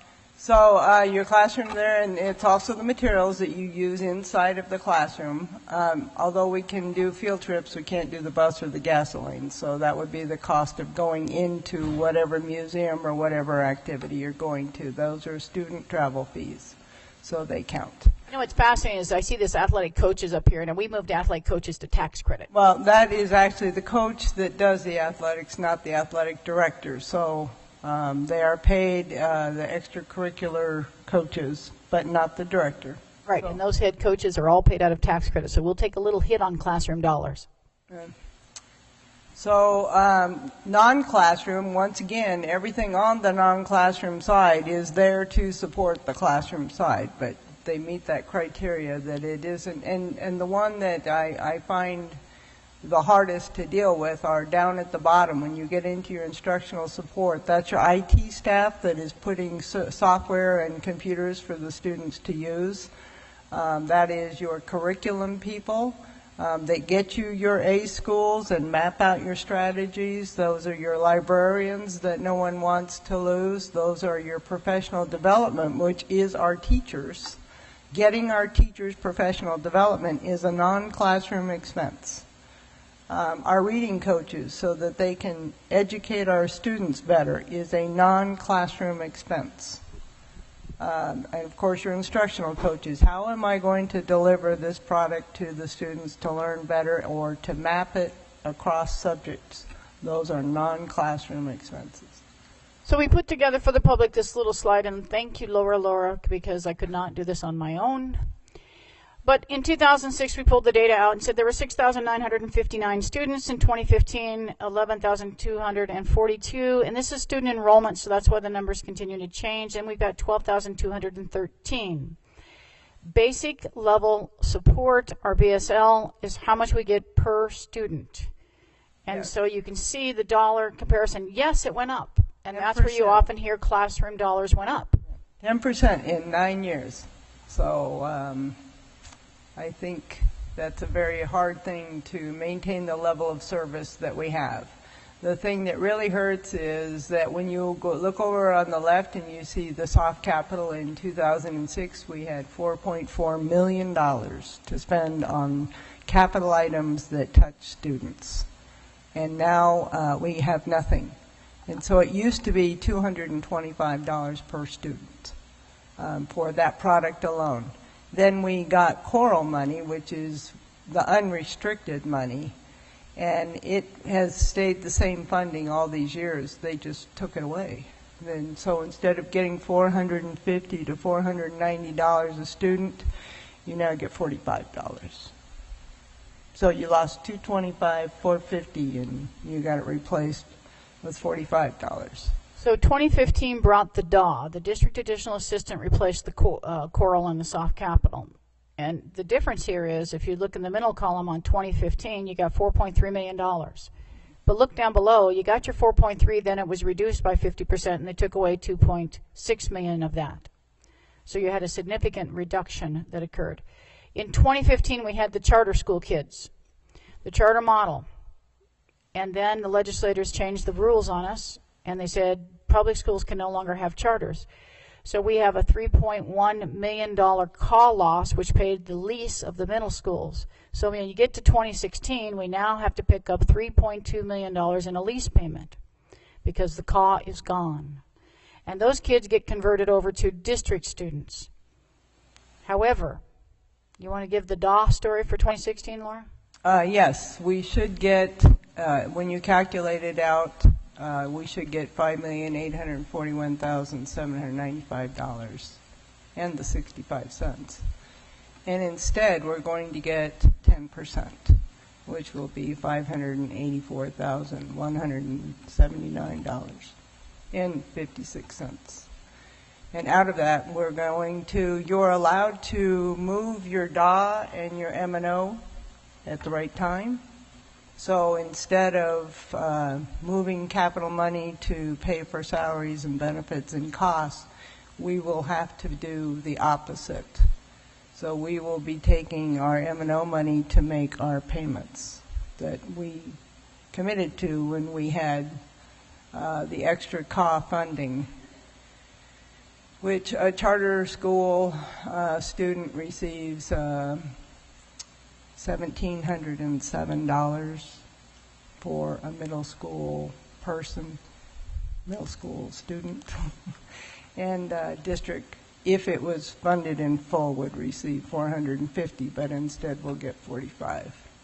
So it is what it is, and it is. Therefore, can I ask a quick question back on that? So the top line is student enrollment for 2016. Are we really confident that number? The enrollment cycle is complete, and we're Yeah, and this is a number that, as a finance person, I get paid for that child while their cheeks are in the seat. But we have to staff for the children who could walk in the door. And that's also how you do your bus routing. Like when they want an 85% occupancy rate, you have to plan for every child that can hop on that bus. So these numbers here, that says student enrollment, and that 2016 is actually going to be a student-weighted count that I'm predicting right now. And that will change a little bit. These are fluid numbers. Poor Dr. Birdwell. I mean, every day I'm running down there with the latest budget forms and the latest report because the ADE will report. I've already lost a partial kid out there that ended up costing us $6,000, but I'm not really worried about $6,000. So those numbers will fluctuate. On the 2015 will actually be the budget I bring to you at our May revision, and the 2016 is my prediction as of The DAW reduction was a little elusive for many districts, and that's what's held up a lot of the budgeting, because I think there was a shock factor going on. No one really believed it was truly a 90% reduction. We're used to 50% reductions, and we thought, well, maybe we're going to get a 70% reduction. So our predictive statistics said, we've never seen a 90%. So Laura, thank goodness, said, no, wait a second. I'm reading this. I've sent it to ADE for an interpretation, and we truly believe it to be 90%. ADE came back and said, Higley, you're spot on. You're going to lose 90% of your DAW. You better budget accordingly. So we're bringing you what ADE believes to be an accurate budget process. What shifts is how many kids get counted into that formula, and that has yet to be seen. So. Yeah, and then the other thing is our budget forms aren't out right now. So I adjust this year's budget forms, and then I change the allocation amounts so that I can constantly keep up with it. Many times we don't know our budget amounts yet. In fact, it's not totally locked in at this point in time, but it's really close. So we've had our budget forms delivered. It has to be all approved by the legislature, and then the Auditor General develops the forms, mails it out to us finance people, or makes it available online, and then about 5 days later, those of us who use the system email them back and say there's a formula error here or whatever. So those forms will be out once they set it all in stone. So I think it could be, I suspect that they're like the soft capital used to have a page of its own that acknowledged the fact that you should be getting $225 per student. I suspect that they may reduce these figures on DAW, but they have been the same figures since as long as I've been in the business. So that's why I say what our full allocation should be based on, and then the allocations that the state is reducing. So the governor gave us money in M&O. They gave us an increase in the BSL, which we were entitled to, and we received a 25% payment, partial payment on the lawsuit. So we could see, that's why they separate out that $54.31 you see there. That's a partial payment on the lawsuit. The $34.69 is a 1.59% increase over the BSL the prior year, and that was the lawsuit all along that the districts have sued the state over not funding. So I separate out that $54.31 because that's not guaranteed every year. So that's why that's hanging out there, kind of like a hanging chad. So it seems to me, President Whitener, if I may, Mr. Hoffman, it seems to me that the elephant in these numbers is that we're counting, in 2016, we're counting the middle school lease as an expense. It is an expense. But it's an expense, but it's not an unanticipated expense. This is why many in the community opposed building the middle schools the way we did, and then opposed the charter funding, the charter additional assistance. We knew this isn't a surprise. Oh, yes, it is. No, it's not. It was in the law all along. Mr. Hoffman, point of order. Okay. Let's get through the presentation first. All right. We knew that was going away, and we knew it when we did it. And thanks so much. I appreciate that. And I will say that the law was in existence. To act surprised, the law was in existence for disingenuous 16 at years. best. Okay, the law was in existence. We knew for it was 16 going years. away. All right, here we go. We're going to move on. And I will say this, it's hard to look back and change something that's already been done. And so that was in 2012, and this is 2016. It certainly is, but without that, Mr. without Hoffman, the middle can you school please lease, address we actually have a President net of the gain board? on our thank budget. You. So noted. Thank you so much. Mr. Hoffman, can you please so we have a address the President capital of the board? history that we were asked to put together. So we wanted to share a little capital because people keep asking us about capital money. So here's a little history for you. Yeah, so this is your soft capital. These were the amounts we had in our budget that year. Sometimes they were a little carryover, sometimes they were just new, but you can see that soft capital because, once again, it was a fully funded allocation that they began chopping at. That was the first chops before we got into capital. So obviously it dwindles down, and then in 14 we transferred whatever our balances were. Our unrestricted capital, you can see those as well. We are allowed to transfer that money between M&O and what is now called DAW. So you'll see a piece of it there in 14 and this year as well. I'm predicting a carryover, and the allocation could be 2.4. That's could be. Building renewal is no longer funded. We used to pay for 7% of our maintenance costs from there. So that totals out your capital funds that you had available based on your ADM.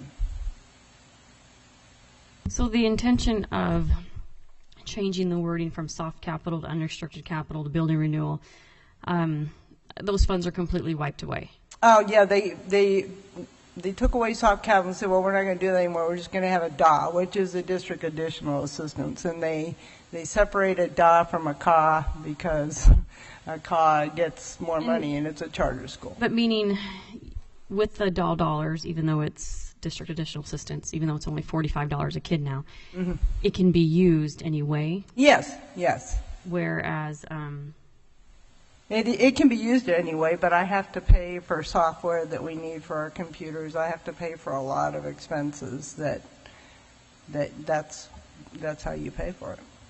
Copiers, buses, software. Student information systems, Yeah. your vision systems, your payroll systems, Security. all of those have to be paid for. We have to maintain a security system in school finance. Needs to have some protection. There's a lot of information there. There's a lot of personal information. There's a lot of financial information. So we have to spend a lot on software, whatever you call that. Cost me money, I know that. Security you systems. have the BSL 2000 through 6 through 2015.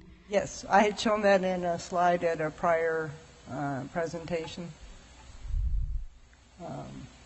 It's not on this slide. Okay, I just wanted to make sure We'll that get to it. We'll everyone has we'll that. bring it back. I'll slide that back in for Okay. other presentations so that you can see how that, yes. Alrighty, so we put the bond information here because sometimes people say, well, why don't you take the bond sales and move it over to M&O and take care of the staff? You can't. So bond money is bond money is bond money, may not use for any other purpose. And here's what the voters gave the purpose to be. So there we have it. So 2014-15, again, you had a loss in of override, 1.5 million. Dr. Birdwell, just a second. Ms. Reese. Sorry. No, I just had a quick question on the bond, and I don't know if anyone can answer this at this point. Do we know what this payment's going to be for these bonds? I know they just sold. Okay.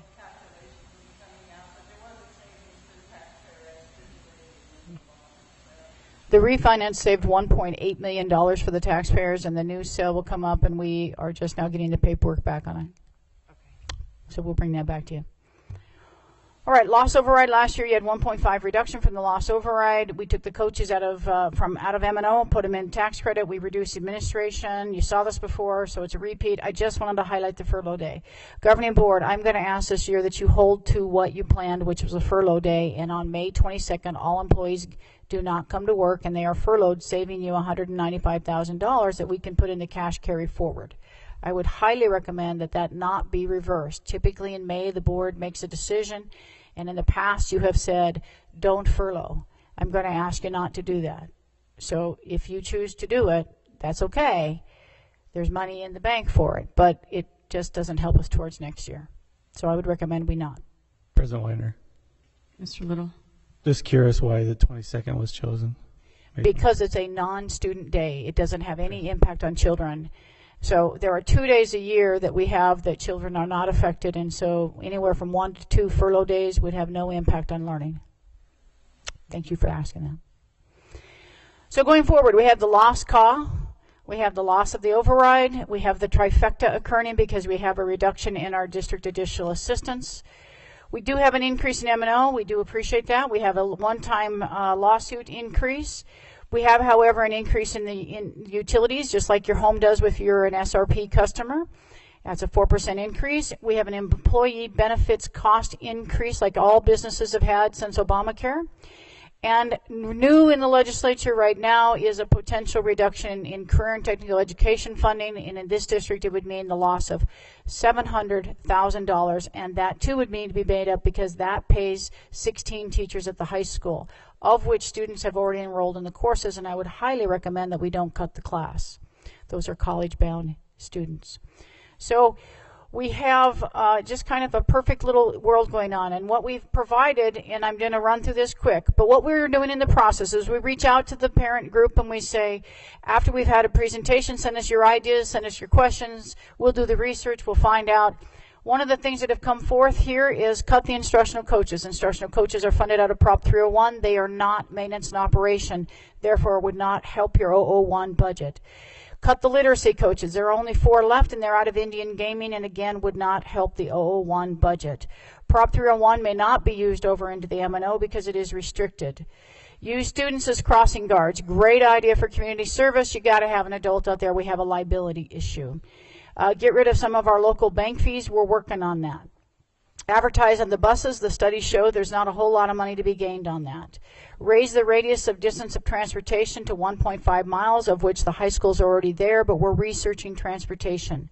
Eliminate your K-6 APs and move to deans. That's a $60,000 savings.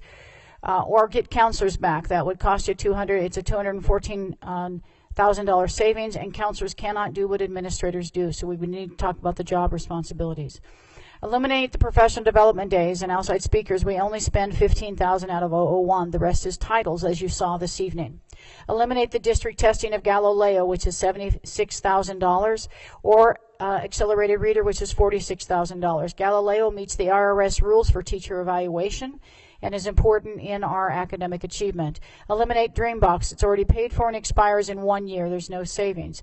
Eliminate your gifted specials, K-6. Add 1 person to the district to coordinate it. It's a $300,000 savings. Have only 1 superintendent and eliminate all the others.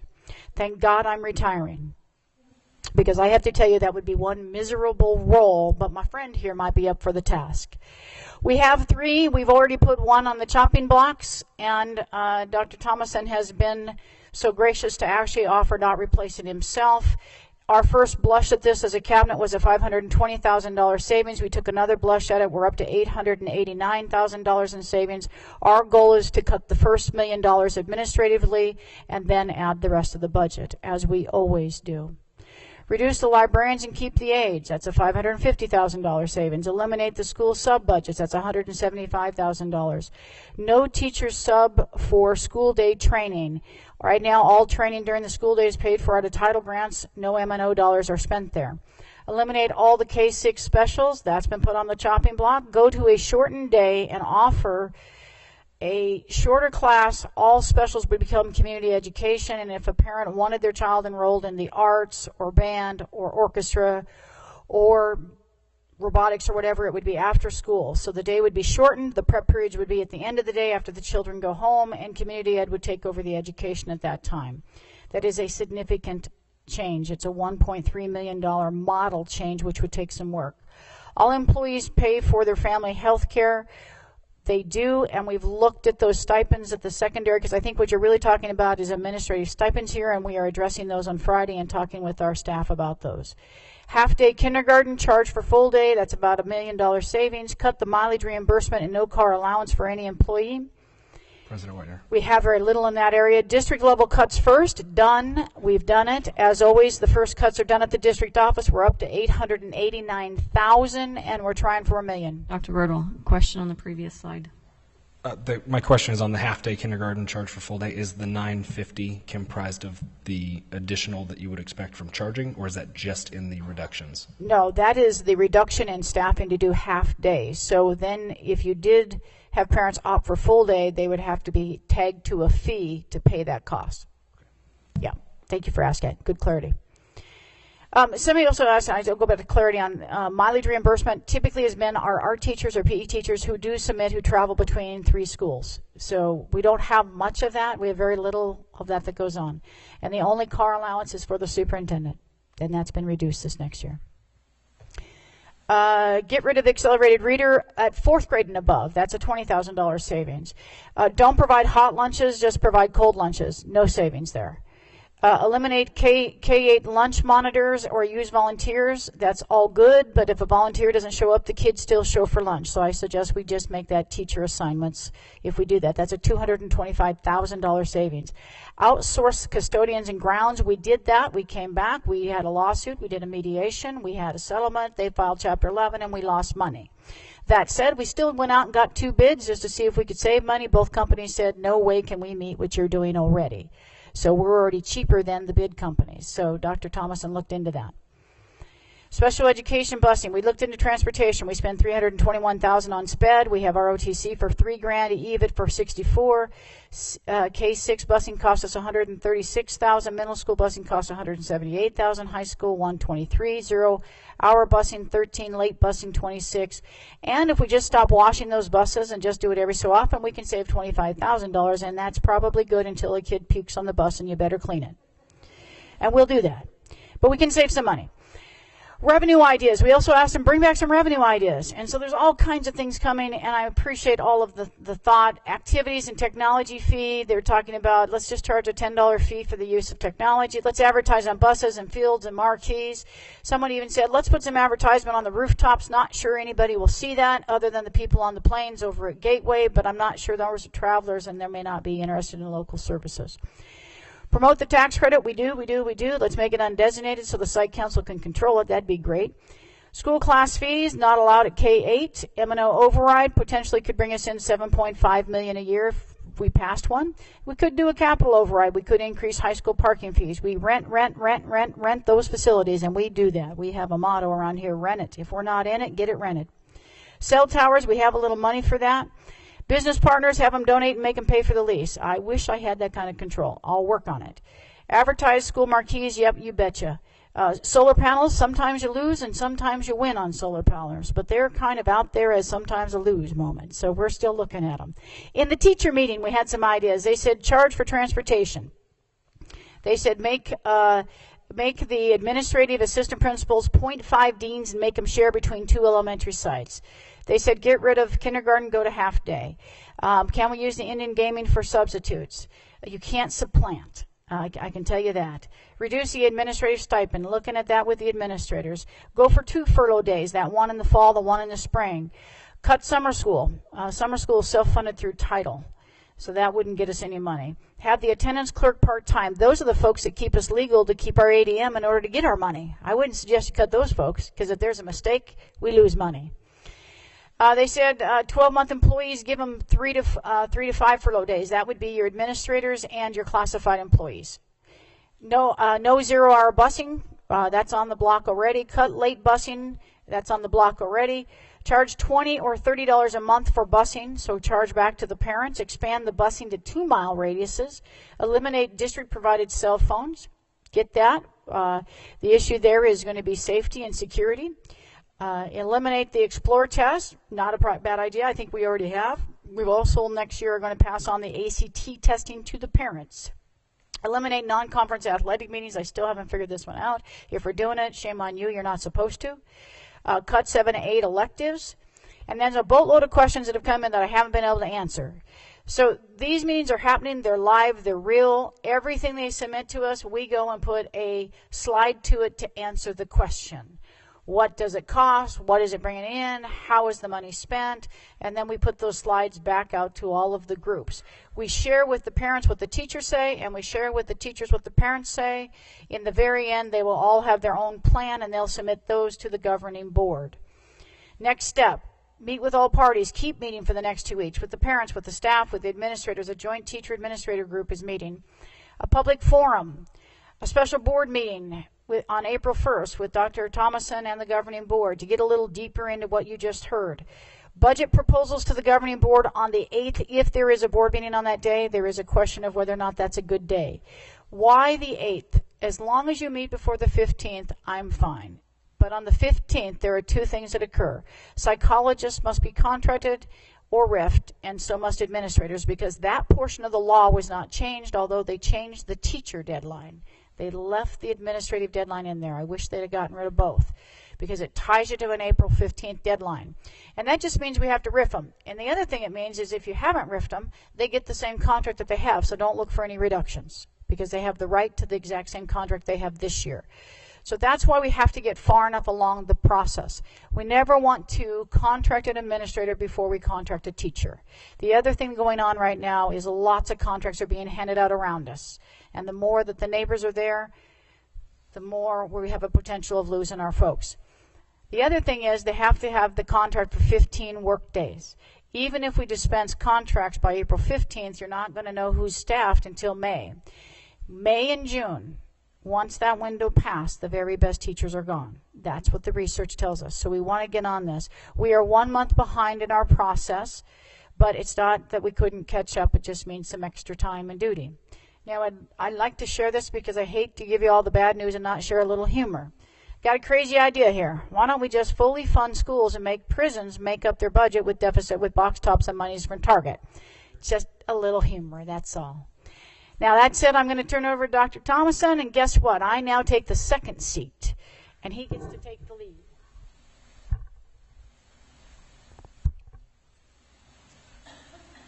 Well, good evening, President Whitener, members of the board. We've got some exciting times coming up and lots of meetings for us. I can tell you that I would be remiss without thanking the cabinet members, the community members, the parents, the teachers. Everybody is putting in very long hours. We're doing 12 to 14-hour days for this budget crunch and to get everything in line. A lot of research is going in through the finance department, through the athletics department, through everybody to help answer these questions. Lots of phone calls and lots of research taking place. There are 4 groups that we're going to be taking a look at, and each group will have a set of questions and ideas to bounce off each other and to take a look at. Well, right now we're taking a look at the loss of the override, which is $1.8 million for this year. The fixed cost increase, there are things that are going up. The cost of electricity, the cost of different programs, things are going up, so we have to budget for that. That's about $500,000 for next year. We also have some growth that we've incurred this year. That's about $1.5 million. That will help offset that. Okay, we will have some cash carry forward. We have about $500,000, and if we do the furlough day, that'll take that up to $695,000 for the year. CTE is still the anchor held over our head at this time. We're not sure what's happening with that. That's still in legislation, but we may have up to $700,000 to cut to make sure that we have those CTE classes for our high school students. We also have the loss of the DAW. The additional loss would be about another $1 million we have to cut this year. And then we have to make up the middle school lease payments from the loss of the charter additional assistance. And that is the $3.2 million for this year. So all total, we have $5,000 that we have to make up in cuts for next year's budget. Okay? Administration and cabinet has come up with $889,000. Dr. Birdwell has tasked us with coming up with $1 million worth of cuts for next year from the district office to start us off. I think we're doing a good job. We've come close to that. A lot of people are giving up a lot of ideas and picking up more responsibilities to make sure that we do what we can from the district office and administrative cuts to do our fair share, as we do every year, and things will be tight at the district office next year, I can tell you that for sure. So every idea was put on here, and we have cabinet, parents, teachers, and administrators that have all given us ideas. We've put everything on there. Some of these ideas would not save us an M&O, but we wanted to respect everybody's ideas and put everything up there. After we meet with all these groups 2 or 3 times, we will bring this information to the board. This is where the elected officials of the board have to make the hard decisions. I expect some long board meeting nights and some intense conversations to help us make these decisions. This is not an easy position for you or for anybody within the district, and we thank you for your service in that aspect, because this will be a difficult time. This is the most difficult time for boards. And Mrs. Whitener, having gone through board cuts now for 6 years, 7 years, knows that this is an extremely difficult time. But as you can see, we've put every idea on the list, and we're still adding ideas. No ideas are not included. So if you have ideas that you think that you would like to see up there, make sure you get those to us. We will research it. We will get a true cost of it, and we will put it on there. We've had a lot of parents ask us about the 4-day week that they've done in other districts. I can tell you right now that there's not a lot of savings in a 4-day week, but there is some benefits to it for morale. There's 2 studies that have come out from Queen Creek and from up north. What's the district, Dr. Bidwell? Flagstaff. And those districts have not shown much of a cost savings. So, but we are looking at those. That's another idea that the public asked us to take a look at, and we are researching that and how that would affect Higley. So, for the next board meeting, hopefully we schedule one for early in April, April 1st. I'll be bringing this information to you with all of the potential cuts from the parent group, the cabinet group, the teacher group, and the administrative group. We have another area we want to look at. It's not just the cuts. We want to look at areas for potential revenue. These are other good areas that the families and community members, teachers, and parents have given us. And so we'll be adding this to the proposal that we give to you also. And these are all different opportunities for the district to earn money. This is a little scarier because earned income money is not always as solid as the cuts. So I would ask us to be cautious as we move forward with the possible increases in income and take those with a grain of salt because they can't always be counted on 100%. But I look forward to working with the board next week and having a lively conversation and taking a look at the responses from the parents, the teachers, and the administrators. Now, that was a lot to digest. We'll send all this to you to study. This is to get you primed for some conversations coming up on April 1st, if that is the day you choose to have a special board meeting. Again, it's not about, we talk about looking back because we don't want to have the same conversation about changing and cutting RNs. We don't want to talk about cutting lit coaches that don't exist or counselors in K that don't exist. But the reality is the only thing we can do at this stage is look forward. We do think it's mission possible. I think Dr. Thomason's doing a great job in his communication with the parents. We will continue to research and find data and provide information. That is our job as a cabinet, is to take every idea and filter through it and say, we need to provide the dollars for it, but we also need to be able to have the discussion about the pros and cons. And trust me, there are pros and cons on every single item on here. There's nothing that doesn't come with both a negative and a positive. So it's not going to be easy, and I'm not trying to trivialize this at all. I just had hoped I'd never do it again. I've done it for 7 years, and I'm flat out, as a superintendent, for the record, I'm tired of it. It is one of the reasons I retired. You know, Dr. Bidwell, this is watching all these numbers, and it's a sad moment, and I think the state of Arizona is 48th in this country in reference to allocation for the education of these children, and I personally find it appalling. And anybody has any videos or anything like that and says how wonderful things are and everything's going to be fine, we are 48th in expenditures for the children in this country. And working at a college, I see our students are competing on a global level. When they're being hired by international companies and things like that, and I hope that our students are going to be able to continue to be competitive on a global market with these cuts. So I just had to say that. I wanted to ask if there were any board members that wanted additional information for the next week. If there's something you didn't see, please, if it's not on this list, please email it to Ms. Walker or Dr. Birdwell so that it's compiled and that we can further discuss it as well. Or if there was anything in the slideshow that you wanted to see more information about. Yeah, and President Whitener, let me say this. Every day I receive a new email on a new idea. So every day expect a new update, and it's just because I want you to have the latest before you have your conversation with Dr. Thomason. But literally, my email is full, and I so thank our teachers and our parents for their thoughts and their ideas because, again, they're thinking of things I never thought of. I never would have thought of charging a fee for transportation. That, in my world, doesn't exist, but it needs to be explored, and I'm willing to explore it for you. So just when I'm bombarding you with these emails, I'm not trying to kill you with data. I just want you to keep updated, okay? As far as 9.5, I actually want to make an amendment. I'd like to move, we call a special board meeting on Thursday, April 2nd.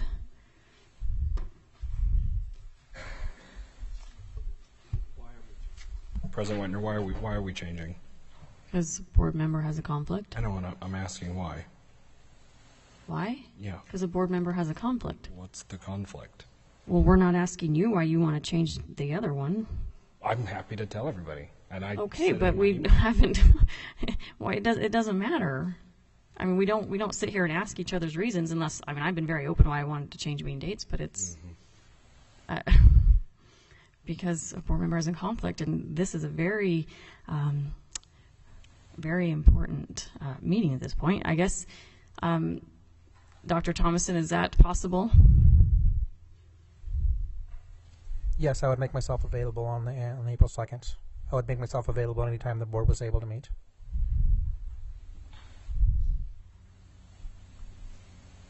Second the motion. Is there any discussion? Can all board members make that for Thursday? So that would follow the CTE meeting that's in here. Yes, so that CTE dinner, if we would start our meeting at 7:30.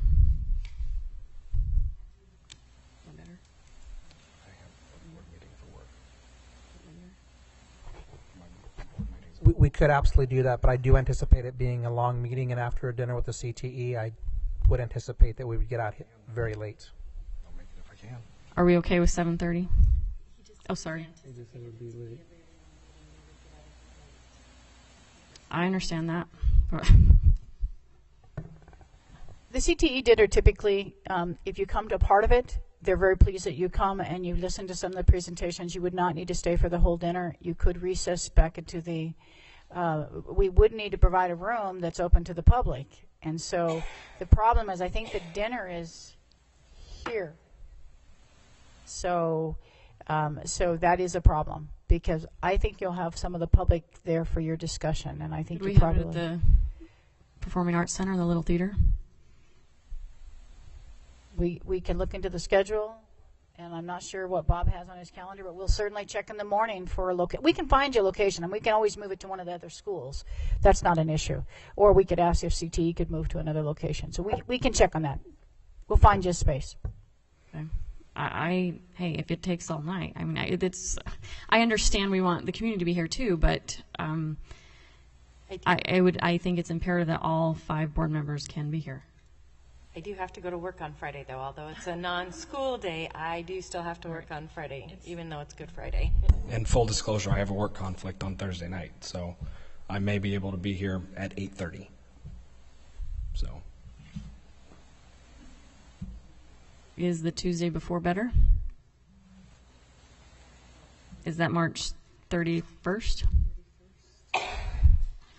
I'm out of town. We do have our last parent meeting that night, and so I would not have the information available from all the parent groups and teacher groups and administrative groups. All right. So everyone get here when you can. All those in favor? Sorry, April 2nd. April 2nd after or in combination with the CT, after the CT dinner. Do we plan to attend the whole dinner, or could we excuse ourselves early to get started? We couldn't hear you down here. I'm sorry. I was just asking if we want to. If we wanted to excuse ourselves early from the dinner to get started. Yeah, you could. You absolutely could. You could start at. I think the dinner begins at 6 o'clock, if I remember correctly. You could start early. You could start at 7 now, but Mr. Hoffman has just expressed he will probably not be there till 8:30. So. Well, I'm going to do everything I can to get out of my work conflict, but right now I can't guarantee that I can. Really want to try to get all 5 members there. So great. Okay, So let's say tentatively 7 o'clock, April 2nd.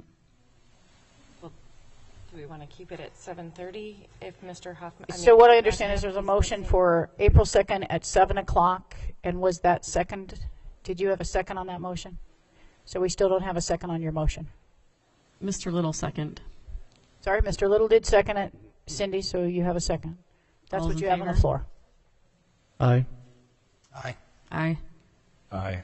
Aye. Thank you. future agenda item, and we can decide April 2nd for the April 8th meeting. Yes, we do need that. I have to leave. I got to be at the airport by 7:45, 8 o'clock on the 8th. So.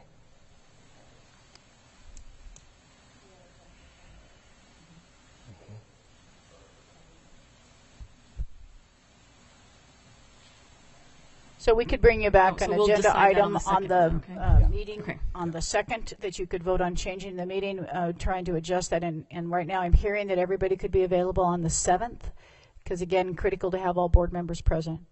Okay, Yeah. so we'll be putting that on as an agenda item. It'll be the only action item the night of the 2nd. Okay? Good enough. Thank you. President Winter, are you ready for a motion to adjourn? What? Are you ready for your motion to adjourn, or are we still doing future agenda items? Oh, are there any other future agenda items? Okay, I move that we adjourn. Second. All's in favor? Aye. Aye.